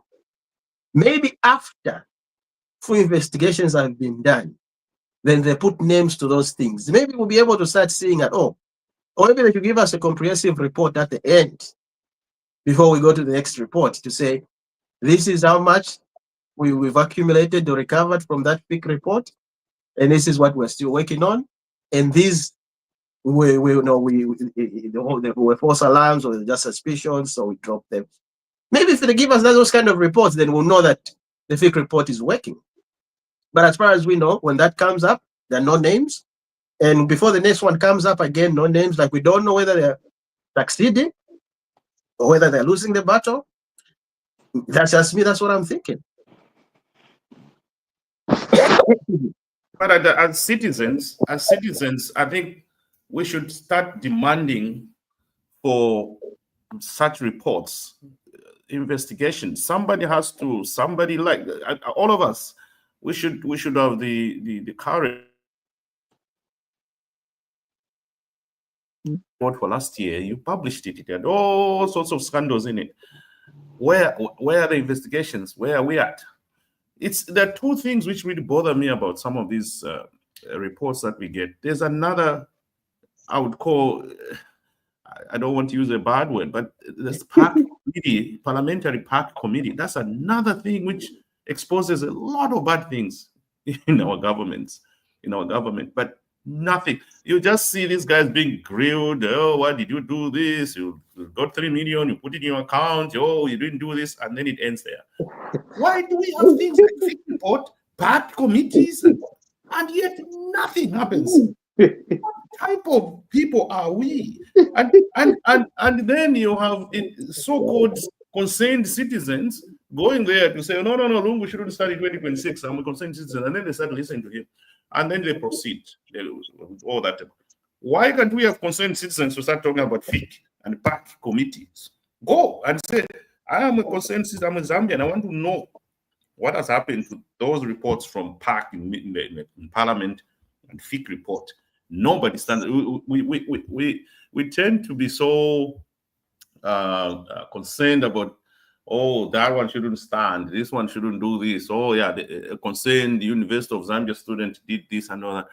But we honestly, if we were really serious about our country, we should be holding these politicians accountable. The information is there, it's not hidden, and nobody pursues it. And our country is losing millions and millions of dollars. We see that information is there. FIC report, PAC committee, it's there. Evidence is there. And we don't hold these politicians accountable. It's very sad. Mm-hmm.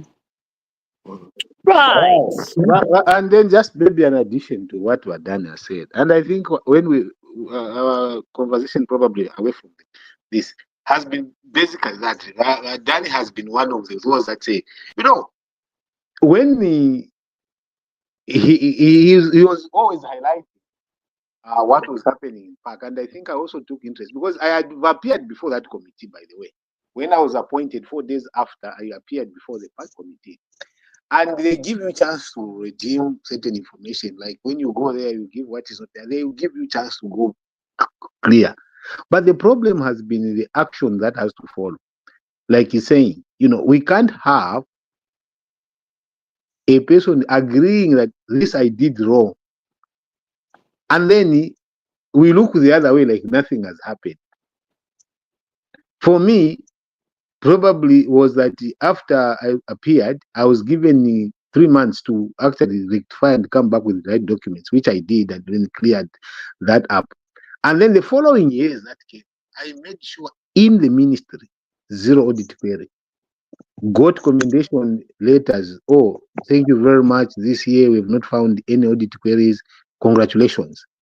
Imagine if we moved that kind of leverage to all the ministries, such that if a permanent secretary, maybe they appoint you this year, the audit queries that you find the next year, you should not go back to Parliament with audit queries. Why? And if they find that you are causing that, you should be removed. But then the problem has been when you're a public officer and you are found in those audit queries and then you remain in office, the example is not set. Once you are be found, you should be removed from the office until they appoint another person there. The biggest problem is because our positions like PSCs have now become politicians. They are part of the politics. That's a problem. PSCs are supposed to be civil servants who are non. You are absolutely right, Madam. But now all the PSCs have become politicians. That's a problem. We've created a scenario where a PSC can have a political talk right there. But then from the time I started being at the management level, it was a no-go area. A no-go area to discuss with politicians, to discuss politics, to even give a political statement. You will be disciplined because that is not your role. You are not anywhere near getting yourself in the politics. I was interviewed multiple times on the issue of political position. The interviews are there. I refused. Every time I said, no, I will not discuss politics here. I am here as a public servant who's supposed to serve Zambians, regardless of political affiliation. It is not my interest. And I have evidence of people coming from different political divides in my office. Sit down here. This is the problem. Sort it out. Go. Are you satisfied with the way it has been done? Yes. But when we start being politicians and civil servants, we pollute the service to the people. And you see, now I start stopping paying allegiance to the people that I'm supposed to serve. I start paying allegiance to the person who has put me there. And when that happens, it creates a problem, because now I have to appease this person to remain where I am. And this is why you see people jump into the politics, that's hammering the political thing. I think Secretary to Cabinet has a responsibility to stop that from happening. And apparently, the person who can stop that is not even the president. To throw it at the president would be wrong, because the president has appointed someone to lead that process, and that is the Secretary to Cabinet. He must be the one to stop it. If he is failing to stop it, the president can remove the Secretary to Cabinet and bring someone who can bring discipline to the public service. That is what you see. What you see starts to have a problem. These permanent secretaries, directors jumping on and being political is because of Secretary to Cabinet. Secretary to Cabinet needs to put a clip on that and stop these permanent secretaries from participating into that. If he is failing to do that, it's not the president's proposition. That is my view. That's why I say, may I point where the problem is. The president is not the problem in this. The Secretary to Cabinet who must deal with it.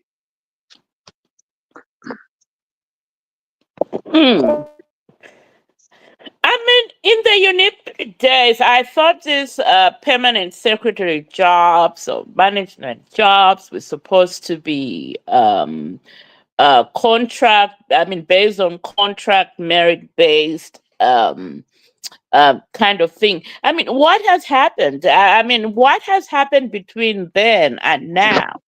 But I can give an example. May I use myself as an example in this context? And that's why when you see that I defend the ECL from that point of view of depoliticizing the public service, I am a typical example of that.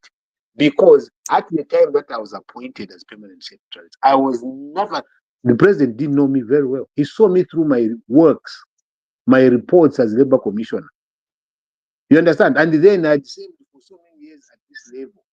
So my appointment personally was not tied to the political party. No, it was purely to the capacity that he saw appointed, and through the Civil Service Commission, who sees that, okay, on these recommendations, who do you see? And that is why when you go with that mentality of knowing that you have been appointed on merit, not that it's you have performed, the deliverance was assessed, you are able to be seen, and you're able to provide the good guidance, then that is cleared out. The problem comes that when people start to support a political party, they go and start positioning themselves. And you see, for the UPND, I'm telling you this, people took advantage of President HH's nanny work within the public service system to go around him and say, oh, I can do this, we need to do this. And he appointed them. Now, when he appointed them, he goes in the ministry, you ask him about the policy document, how can it be formulated? He doesn't know policy formulation. He doesn't even know procedure. He has no capacity to know what is being done down there. So the first thing, when he sees something, instead of finding why that thing is being done that way and learn, they don't have time to learn, Bakara. They do not have time, because by the time he wants to learn, things are over his roof. And they are busy undermining him. Those that thought they should be permanent secretaries over this person who is just new. So there are a lot of complexes that come around those positions. And I hope that you people, you guys, you should be able to go back and check this out.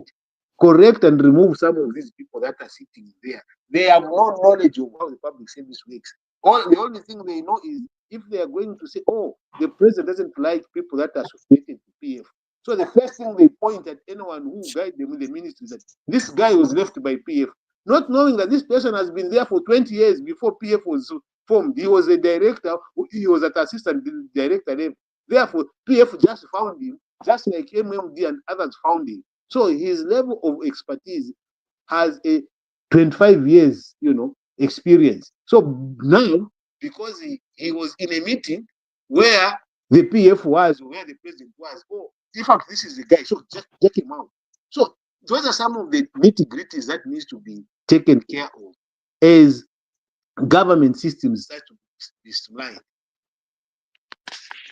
But how do we blame the UPND with all those inconsistencies when we have a previous political party whose mission, and this was in black and white, that you can only be appointed in these offices if you are aligned to the PF?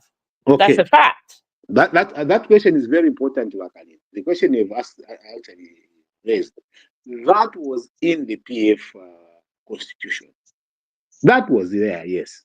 But the only thing that they didn't go back to repeat it and remove it when President Isio took office, they did not actually execute that. Because if they had executed that provision, there was no way I was going to be permanent secretary myself, and many others that were permanent secretaries. I would say maybe 10 or 15 of those that I know, we would never kiss the position of permanent secretary in the ministries. But because this is something that President Isio never actualized, he brought in the professionals. If you check the crop of all the permanent secretaries that were appointed, probably in the 7 years that President Isio was there is no cadre PS there who led the ministry. There was no one. Maybe you can talk about the provincial permanent secretaries can be, politically affiliated because they just supervise what other ministries would do. But there was no cadre at permanent secretary in the ministries.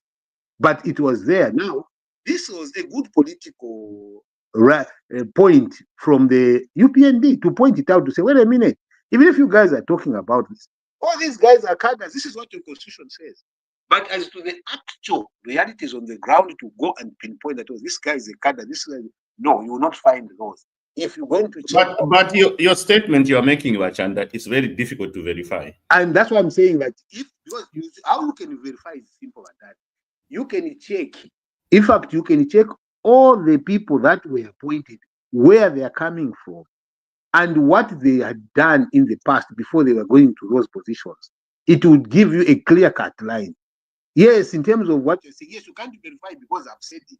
It doesn't make sense what done because the thing why I'm saying it's very difficult to verify is because when I buy a party membership card, it's my personal thing. I don't come out in the open and say, hey, I'm now a member of UPND. No, I can buy a card. There are a lot of silent members around here. I know I'm UPND, but I'm not hiding anything. I'm saying that there's no way we can know if you buy a party card and you remain a party member. If you are the party. Yeah, but you know how no other citizen gonna know. Yeah, this is how the citizens will know. They will know from your performance. You understand? They will know from your performance. Because your performance, you can't hide your performance.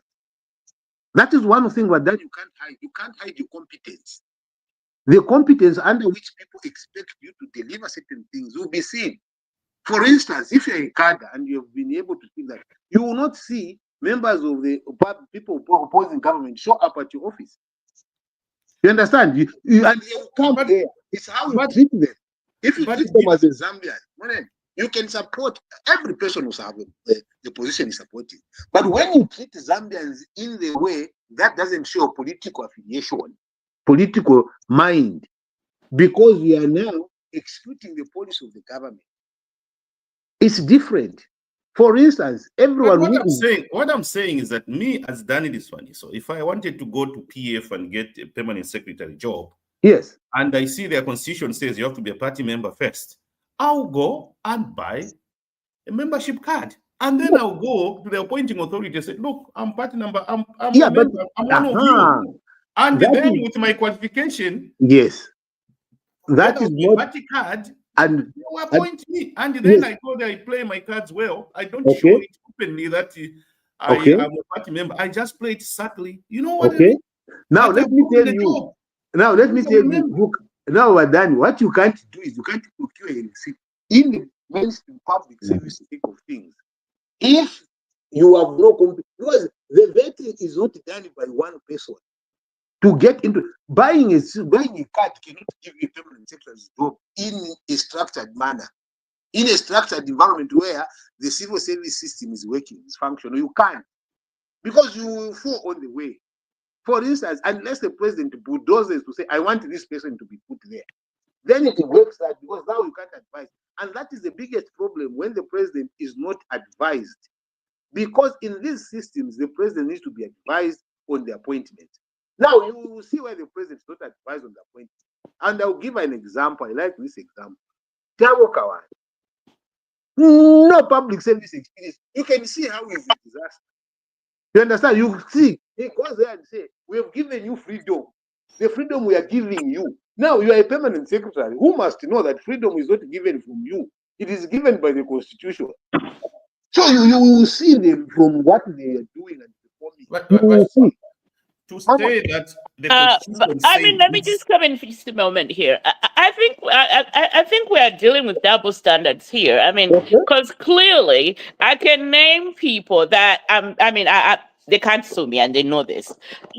I'll start with when PF came into power under Michael Sata, and most of these people, in fact, worked beyond Michael Sata's term, even the Lungu government. I'll start with one, Amos Malupenga. Amos Malupenga was a reporter for the longest time. He's a colleague of mine. He's a friend of mine. Or like in Mr. Lungu's words, I drink with Amos Malupenga. He was appointed permanent secretary first at the Ministry of Information, second to Western Province, and then back to information under Lungu. Do you want me to go on? Amos Chanda. These are the people that I worked with, played with. But he was at State House. He was a government official at State House. Yeah, but he was affiliated with the PF. Yes. Do you want me to go on? You can go on. Who else do I remember who was appointed in this part, but they were sent elsewhere? The dude at ZNBC, what's his name? What's the pressure of the name? He was sent to Malawi. I have some friends who were sent to Canada. I have friends who were sent to the UK. All over the place. They were all tapped from the media fraternity, and they were heavily PF. That was their payment. Yes. Now, Lakalinda, you have mentioned, that's why I told you to say, I even put a duration of the time. That because of that was proving to be a challenge in terms of service delivery in certain instances. Yes, I thought that every cadre, PS, would fail to perform in a certain manner. No, there are others that have no clue. Others, yes, they might have a clue and they get the experience to be good performance. I was giving an example to say, in the last 7 years that you see, the appointments that were done coming after that, when ECL took over as the president of the country, it was a different mindset which was coming. But the constitution of the party said otherwise. I thought you asked me. And you are insisting that ECL went against the party constitution. Max, it's not the party constitution. He didn't go against it. He stopped appointing people based on the party. Yes, because he didn't believe in that clause itself. And that is why he said that was very difficult to verify. Yes, that's why I'm not expecting you to believe or what to verify, whatever. But me, I'm giving you the steps that you can use, the yardsticks. If you don't use them, that's fine, and you can make your own conclusions around it. It is fine also. But when you ask me a question to say, how is this done? And how do we prove? How do we do it? So I'm giving this justification. If it makes sense, yes, we don't. Fine. So what I've been telling you is, I'm giving an example. Says the structure, when you see, they realize, in my view, and what I heard, they realize that this was causing a problem. Because there are certain people who even didn't have the capacity, but they want to be permanent secretaries. Give me there. No. But this is way bigger than yourself. It's about the people. That's why I'm saying that if you want to see a PS who understands, you will see from the river. You will see Park is one of the examples that you see. When you see one PS at Park this year, The next year he's still at park. The third year he's still appearing at park. There's a problem there. We're not talking about performance. We're talking about party membership in order to be a PS. Yeah, that's what I'm saying. Like, so let's not say a PF PS is the one who performed. The one who is, I mean, a non-PF. I thought you have heard that. I have not said that. The appointment procedure is what we are questioning here. It's written in the party constitution. The central committee members of the party follow the constitution of the party. Look at this. If Lungu was gonna be appointing non-party members, the central committee would have held him responsible. Remember, bossy way. Constitution, yes, UPS much that point. The constitution of PF says you have to be a member of PF to be a PS. So why did it? So Lungu was going against the constitution, and the central committee members were watching. If you put it in that manner, and these are the things that I say, probably I wish he was appointing the cadres, because probably it is going to justify most of the things. Because you see, what the advice he was getting from the non-cadres would be different from the advice that cadres give. And I point to you to say, keeping the cadres, giving the cadres is what you see the problem of performance in the UPND. It's the cadre permanent secretaries that are there. Pilato, Gangwachirese, Kawana. These are cadres straight away. So they will not perform. No matter what you do, because they don't know, they don't have the experience, they may not even have the public service knowledge in terms of what we are saying. That so this is what I'm saying. Politicize the PS position. This is why even in the PF, President what has done. Listen to me. Gentlemen, let me just read this comment through that came through here from Mr. Gunston Chizuka, who is here with us actually. He says that one for Western Province was a party cadre. I guess he's talking about Amos Malupenga. No. He's not talking about Amos Malupenga. I know. Who is he talking? I think he's talking about Bukari. Who? Why does he come and explain himself? Well, he's here, isn't it? He's here, I think, probably. You are just defending our colleagues in Zambia that they're having internet issues. So maybe he can't talk. If he can come and say something. Yeah. Oh, well, let's try him. Mr. Chizuka, can you come through? Are you able to talk now? Raji Huga.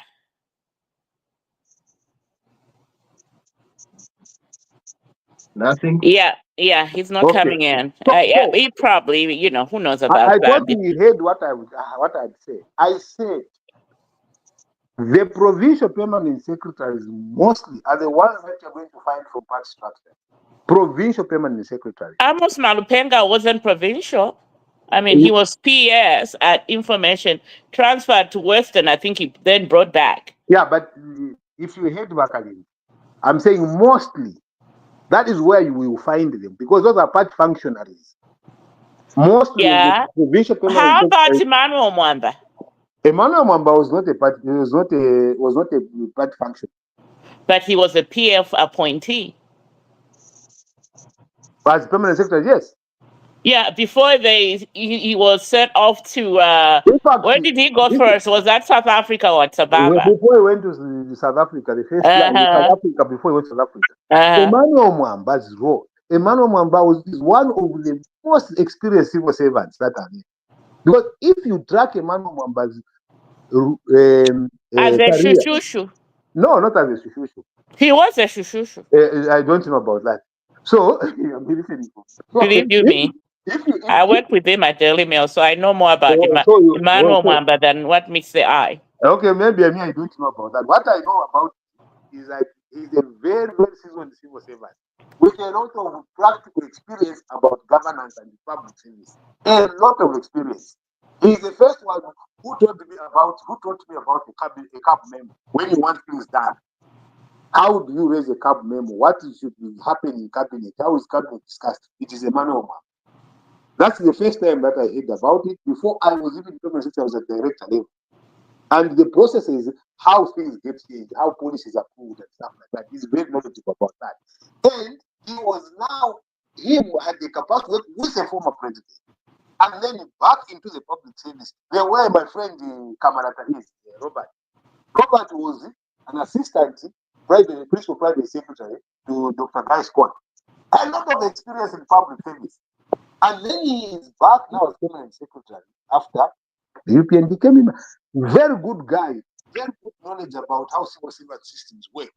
I'm expecting those to be the ones that are running the government and the government system because they know how the civil service is done. Yes, but we can talk about that and we can take the entire day that will show what to talk about. But there are fundamentals. If those fundamentals are not sitting with the person that is appointed, the rest just falls apart. And one of the, yes, we can talk about the structures, but it is the fundamentals about this person sitting in that office and understanding of the processes and systems that is going to help that person move. But anyway, you know, you have the right to make the decisions and judgments. All right, shall we wrap this up? Mr. Gunston Chizuka says that the baby's noisy, so he can't come on here, but he agrees whoever mentioned Wukali. He said he was definitely 100% PF cadre. So shall we move on to, I think we are done for today. Oh, no. I have one more thing to say before I forget here. Since all of you talked about the ACC, I just want to challenge Madam Chabu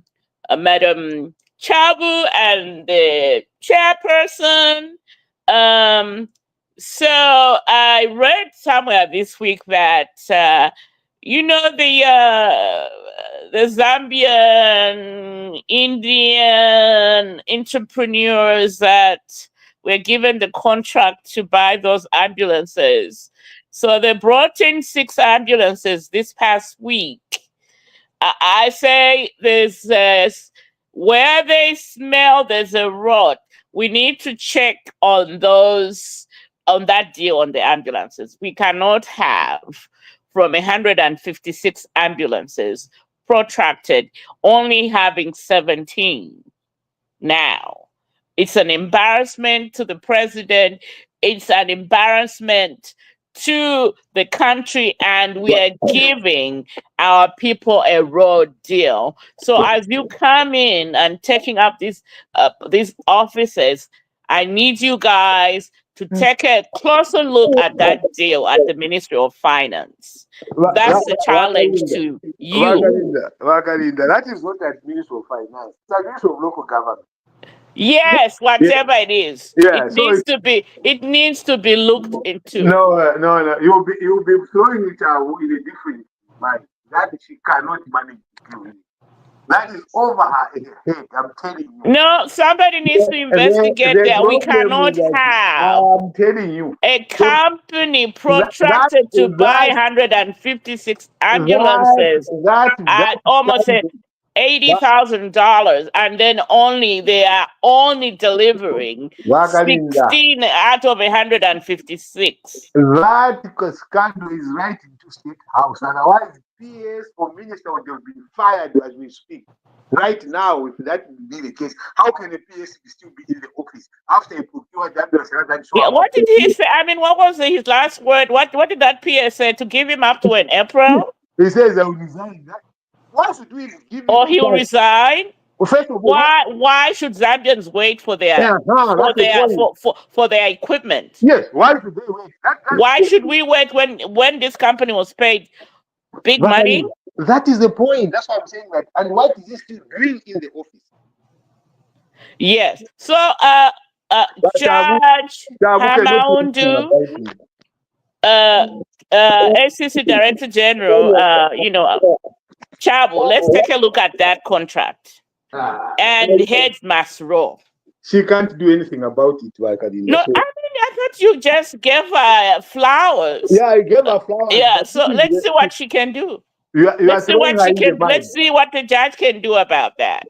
That's my challenge to the new board and the Director General. Let's take a look at that contract. I mean, I'm not waiting till April. This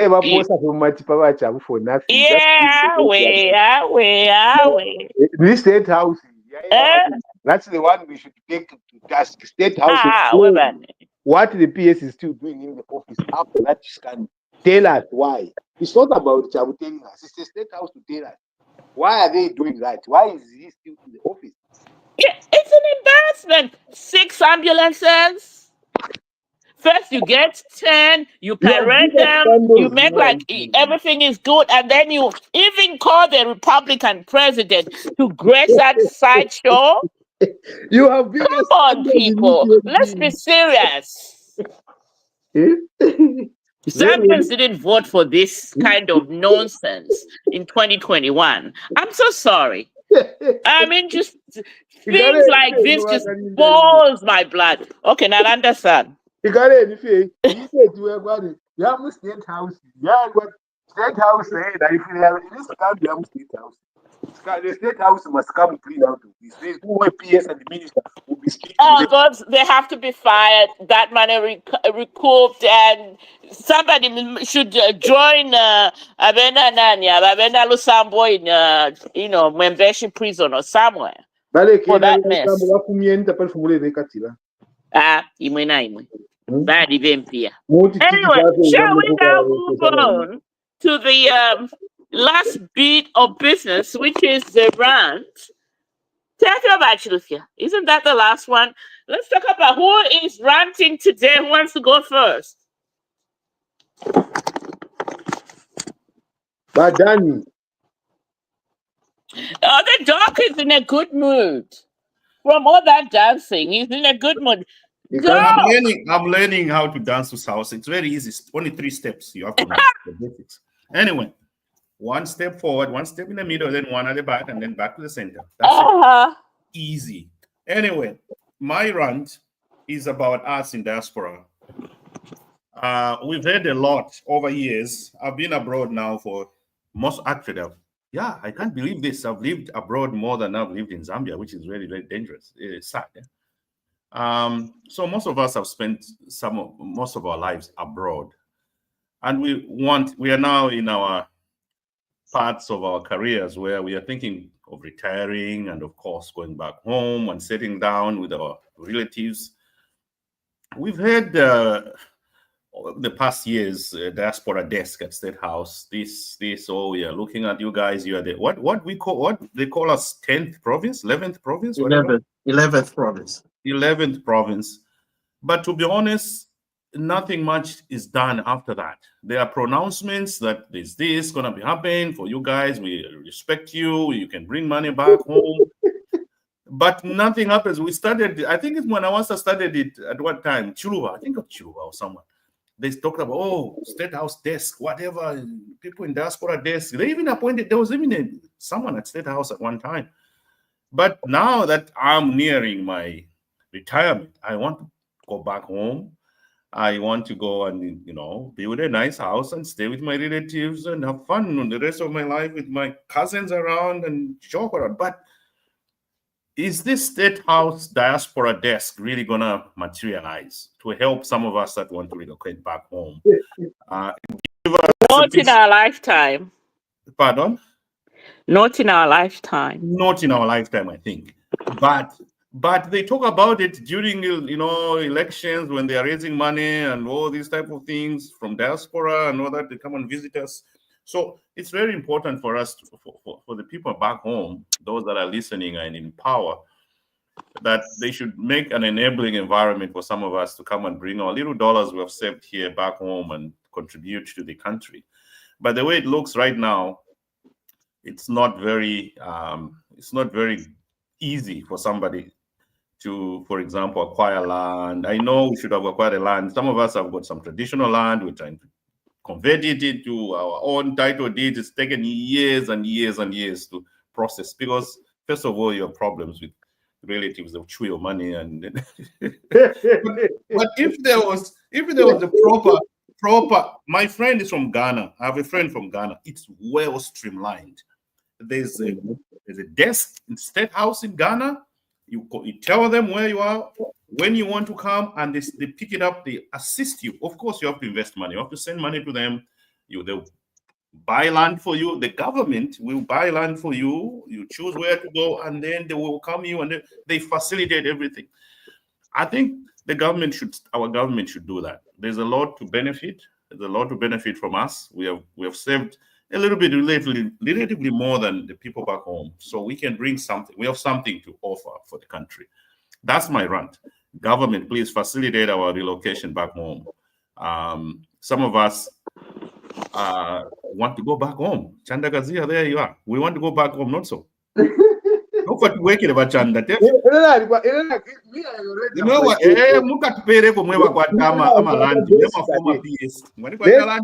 No, Mr. Chizuka is saying, dog, he's telling you that land is the easiest you can get in Zambia as long as you have money. That's what he's telling you right now. We need it to be streamlined. Some of us have lost money already. That's what I'm talking about. Yes, we need some streamlined. By the time you know, unless no, this problem has been there. This has been a common problem all these years. Yes. So we need the biggest scandal we have right now in the diaspora is for the Zambian government to give huge chunks and chunks of land to people in China. Yes. Than their own people. That's the biggest scandal we have at the moment.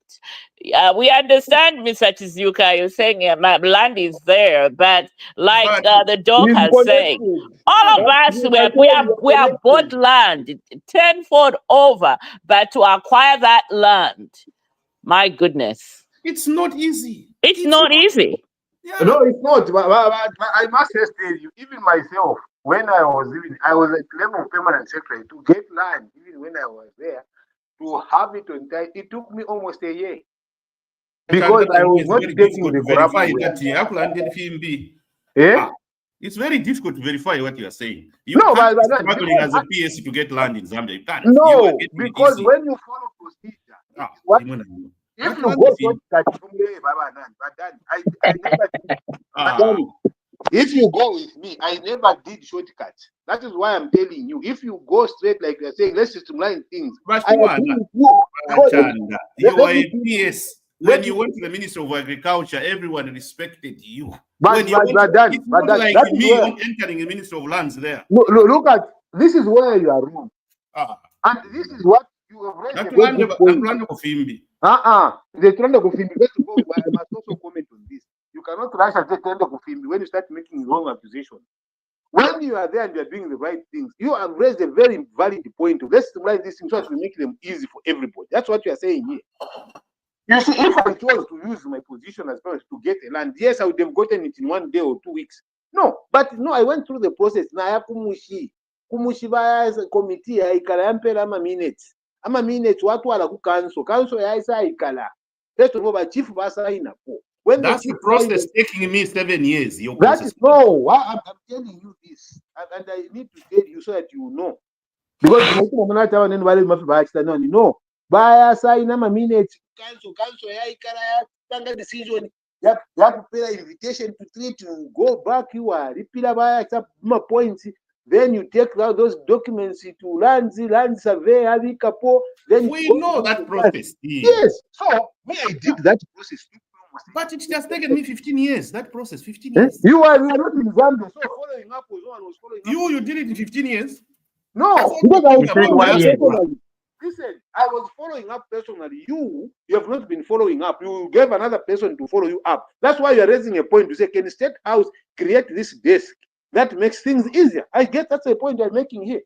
You were not in Zambia 15 years. You are just oh, when we checking the Ministry of Lands, after 2 weeks. That's what you're telling. You are saying that process of you are in the diaspora trying to get it from Zambia, it takes forever. And that's a valid point. No more have a food from and if you're a man. I think it point up by Chiba. It actually Yakubosha. You know, but that's so that you know it's easy to get because it as long as now Patorpia. Just like that way. Vane, the Ministry of Lands is one of the most, sorry to say this, corrupt institutions in the country. Because if you go anywhere, there's always confusion on who owns which land, who was owning it before. And then you start fighting out in court. And about 10. And back in the last yesterday PF this is ours. That's what needs to happen. There's also that. Chaotic. It was so chaotic. You don't even want to. I'd rather even get a listen land over here, than go and deal with all that headache. Because granted, I'm Zambian, but man, the headache. Yeah, it's bad. It's bad. It's awful. Yeah. Let me enjoy my dollars over here with my. Let me tell you one thing. One thing which I got shocked. A guy in Winnipeg, Canada, he bought land while visiting China, Zambian land. The guy who sold him land, and it was genuine land with all the papers. But the guy, he was in China. He bought the Zambian land while in China. There, they signed all the papers, all the paperwork. He went to Zambia. The land was there, everything. Chinese man in China selling Zambian land in his country in China. That's what I'm saying. That's a biggest scandal. Yes. The Chinese have access to our land. As Zambians, we don't have access to it. No, it's not right. It's not right. No. Yeah, well, yeah. Anyway, ranti yandi twachingira mu topic yimbi. I guess it's a topic of another day. Ministry of Lands, it's another big topic. So ine na tirafa okulanda fe pama leaders na aba ombyaba. If you can hear this guy. We can hear you. I think I can. Can you hear? Mm-hmm. Can't hear.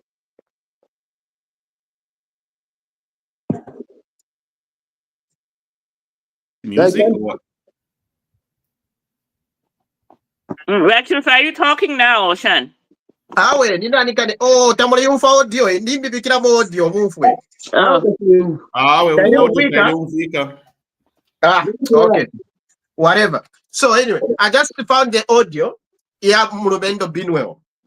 Because we Marant is about leadership and how we react as leaders and how we, project ourselves in today's politics.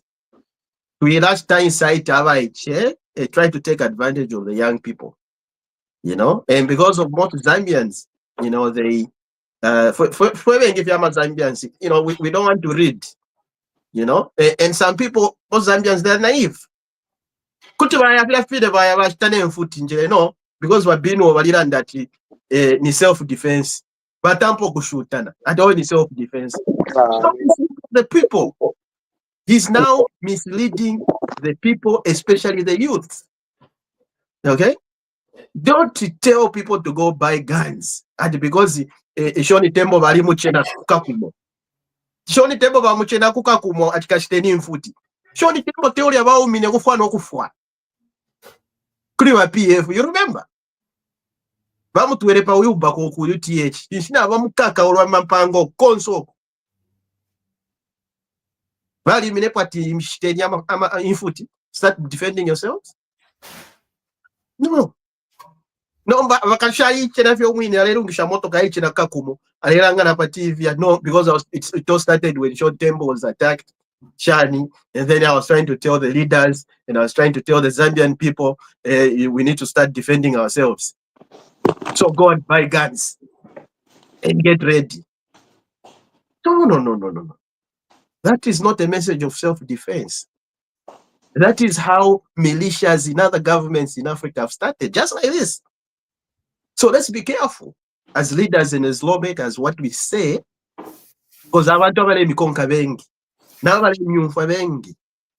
and we should be very, very careful with the message you're taking out, especially if you're a lawmaker. If it comes out from anybody, like me, that's the lawmaker. That even makes it worse.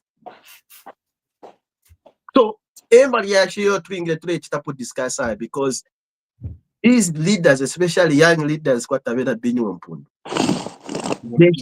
come out on top of the game so that people would say, no, we've got future leaders coming up.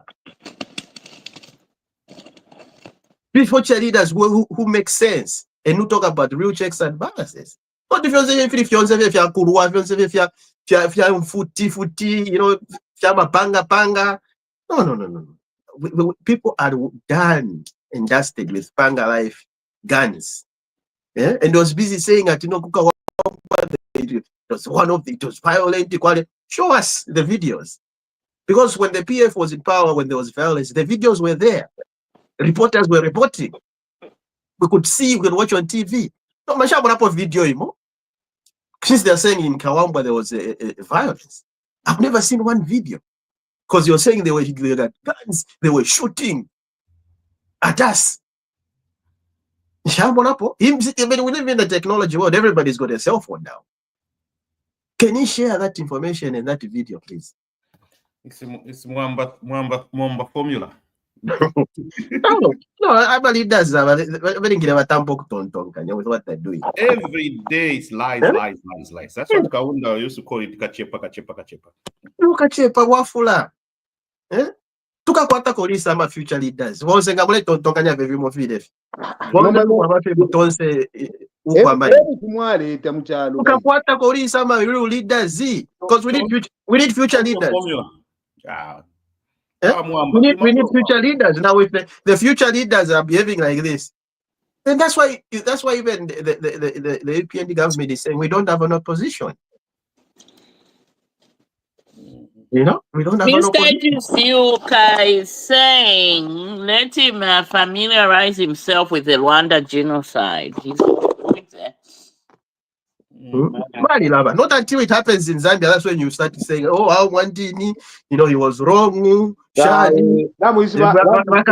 first person to say, no, he was wrong, actually. I will not, what I don't like, I don't just like double standards. Instead of protecting them when they cry, you see, the double standards of you guys, what you've been doing about protecting other people with dissenting views is wrong. You are not allowing people to dissenting views. Go around the and you should also familiarize yourself with genocide. It starts when people wants to stop Mwanyanta. What around them living home. Better will not allow anyone to talk about this. If you talk about him in Tifianta, no one is condemning it from your side. What is it? And when people say if you're not living home is bad, what are you saying? You rationalize. Is that your rant? Because beloved President my rant is coming. My rant is simple. My rant is that there is $100 million worth of helicopter coming for the president. That is my rant. That is what my rant looks like. I heard from President Kasondemwendo EFF that the president wants to add another one.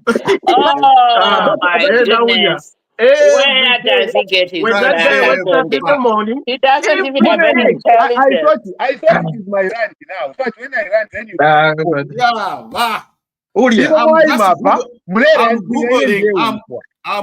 let him rant. Let him finish his rant. No, go ahead. This is intolerance that you show. You understand? That is intolerance that you show. When someone is ranting, like any to the ranting. You go ahead.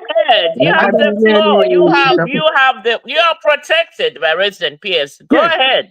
If it is true that they want to buy 100 million worth of a chopper for the president to be moving from state house to his house or anywhere, it is wrong. Terribly wrong. If, and I'm using the word if it is not, then fine, you can ignore it as just another rant that is putting it.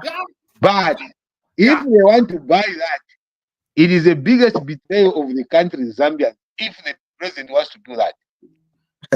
That's my rant. Now you can respond. When he wakes up in the morning, the first thing he first does is see what negative things he has to say about HH. The most expensive helicopter is flown by the US president and it's $27 million. The most expensive helicopter in the world. That's why we are telling you guys. Million. Now, Lana, that the most expensive helicopter is the helicopter the president of the US uses. And it's worth $27 million. We sit down and point. 100 million? Helicopter 100 million. $100 million helicopter. Anyway, that's what I'm saying. Me, I wouldn't even take what Kasonde Mwenda says seriously. Yeah. You know that guy, these are the same leaders. Kasonde want to go to Mwamba. What is your problem? They're in the same WhatsApp group. No, but you see, go where the statement is coming from. Don't bring Emmanuel Mwamba in this statement. I have not mentioned him. You guys you want to invite criticism for nothing. Someone is not mentioned here. You go and bring him in. And then when I defend him, no, you want just to defend him. No, let's speak about what I've said here. So talk about Kasonde Mwenda, not Emmanuel Mwamba. He's not in the picture. Kasonde Mwenda. Katamwamu konka sana. Yose tenya sharianda ni levi. Shamu mfali. Atumula na menso. Kirewe teka kewe mwendo. Wala patwa. Every day. He's talking about HH this, HH that, HH this, HH. Ukalanda police pali party obetuko kweko manifesto. Nshayishona manifesto yako ngali kwa tanongo kwa. He says his legs, he will take him anywhere. A manifesto. What's the problem? Ali kwa vice chairman or vice president or secretary general. You see, bali kwata. Because all I hear when he's talking is HH this, HH that, not too mranelinso. Yeah.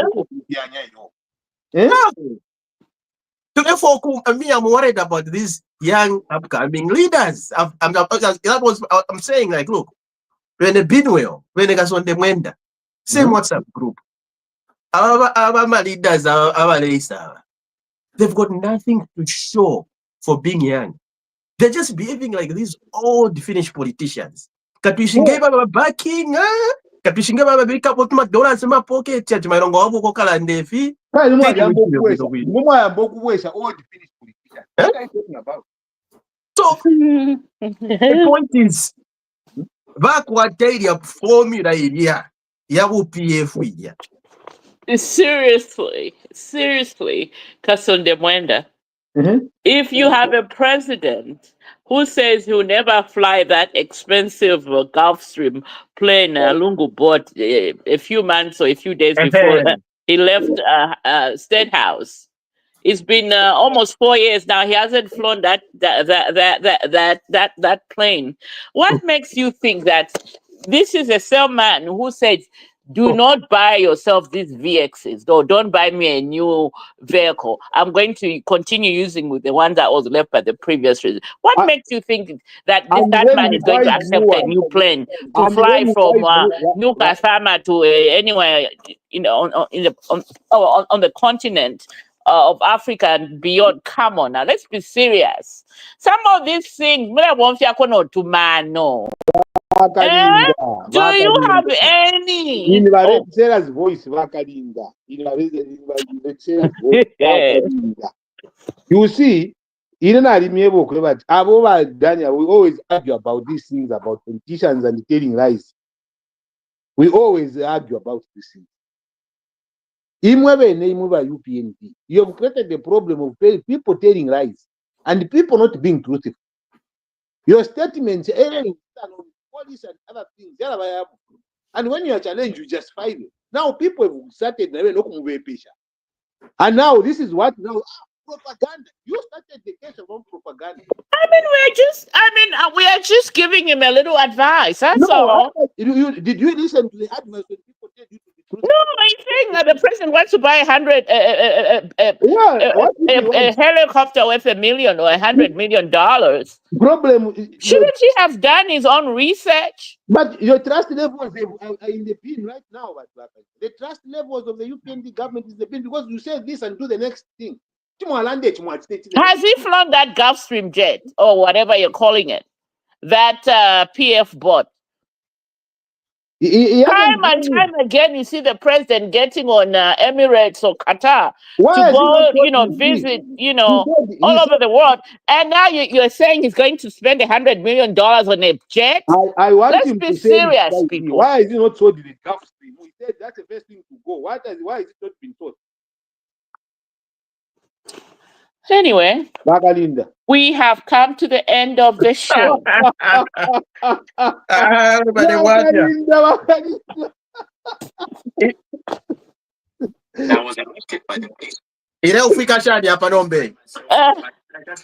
Can you hear this one?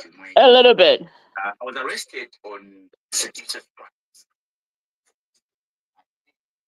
To what I said.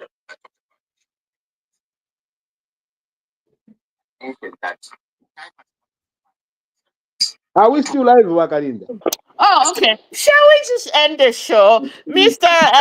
Chizuka, thank you for joining us today. Hopefully you'll be back next week to talk. And like always, until the next Sunday, keep the faith. Okay, one more word from me. Oh, he said thank you. Thank you, Chizuka. Please, we see you next week. Goodbye.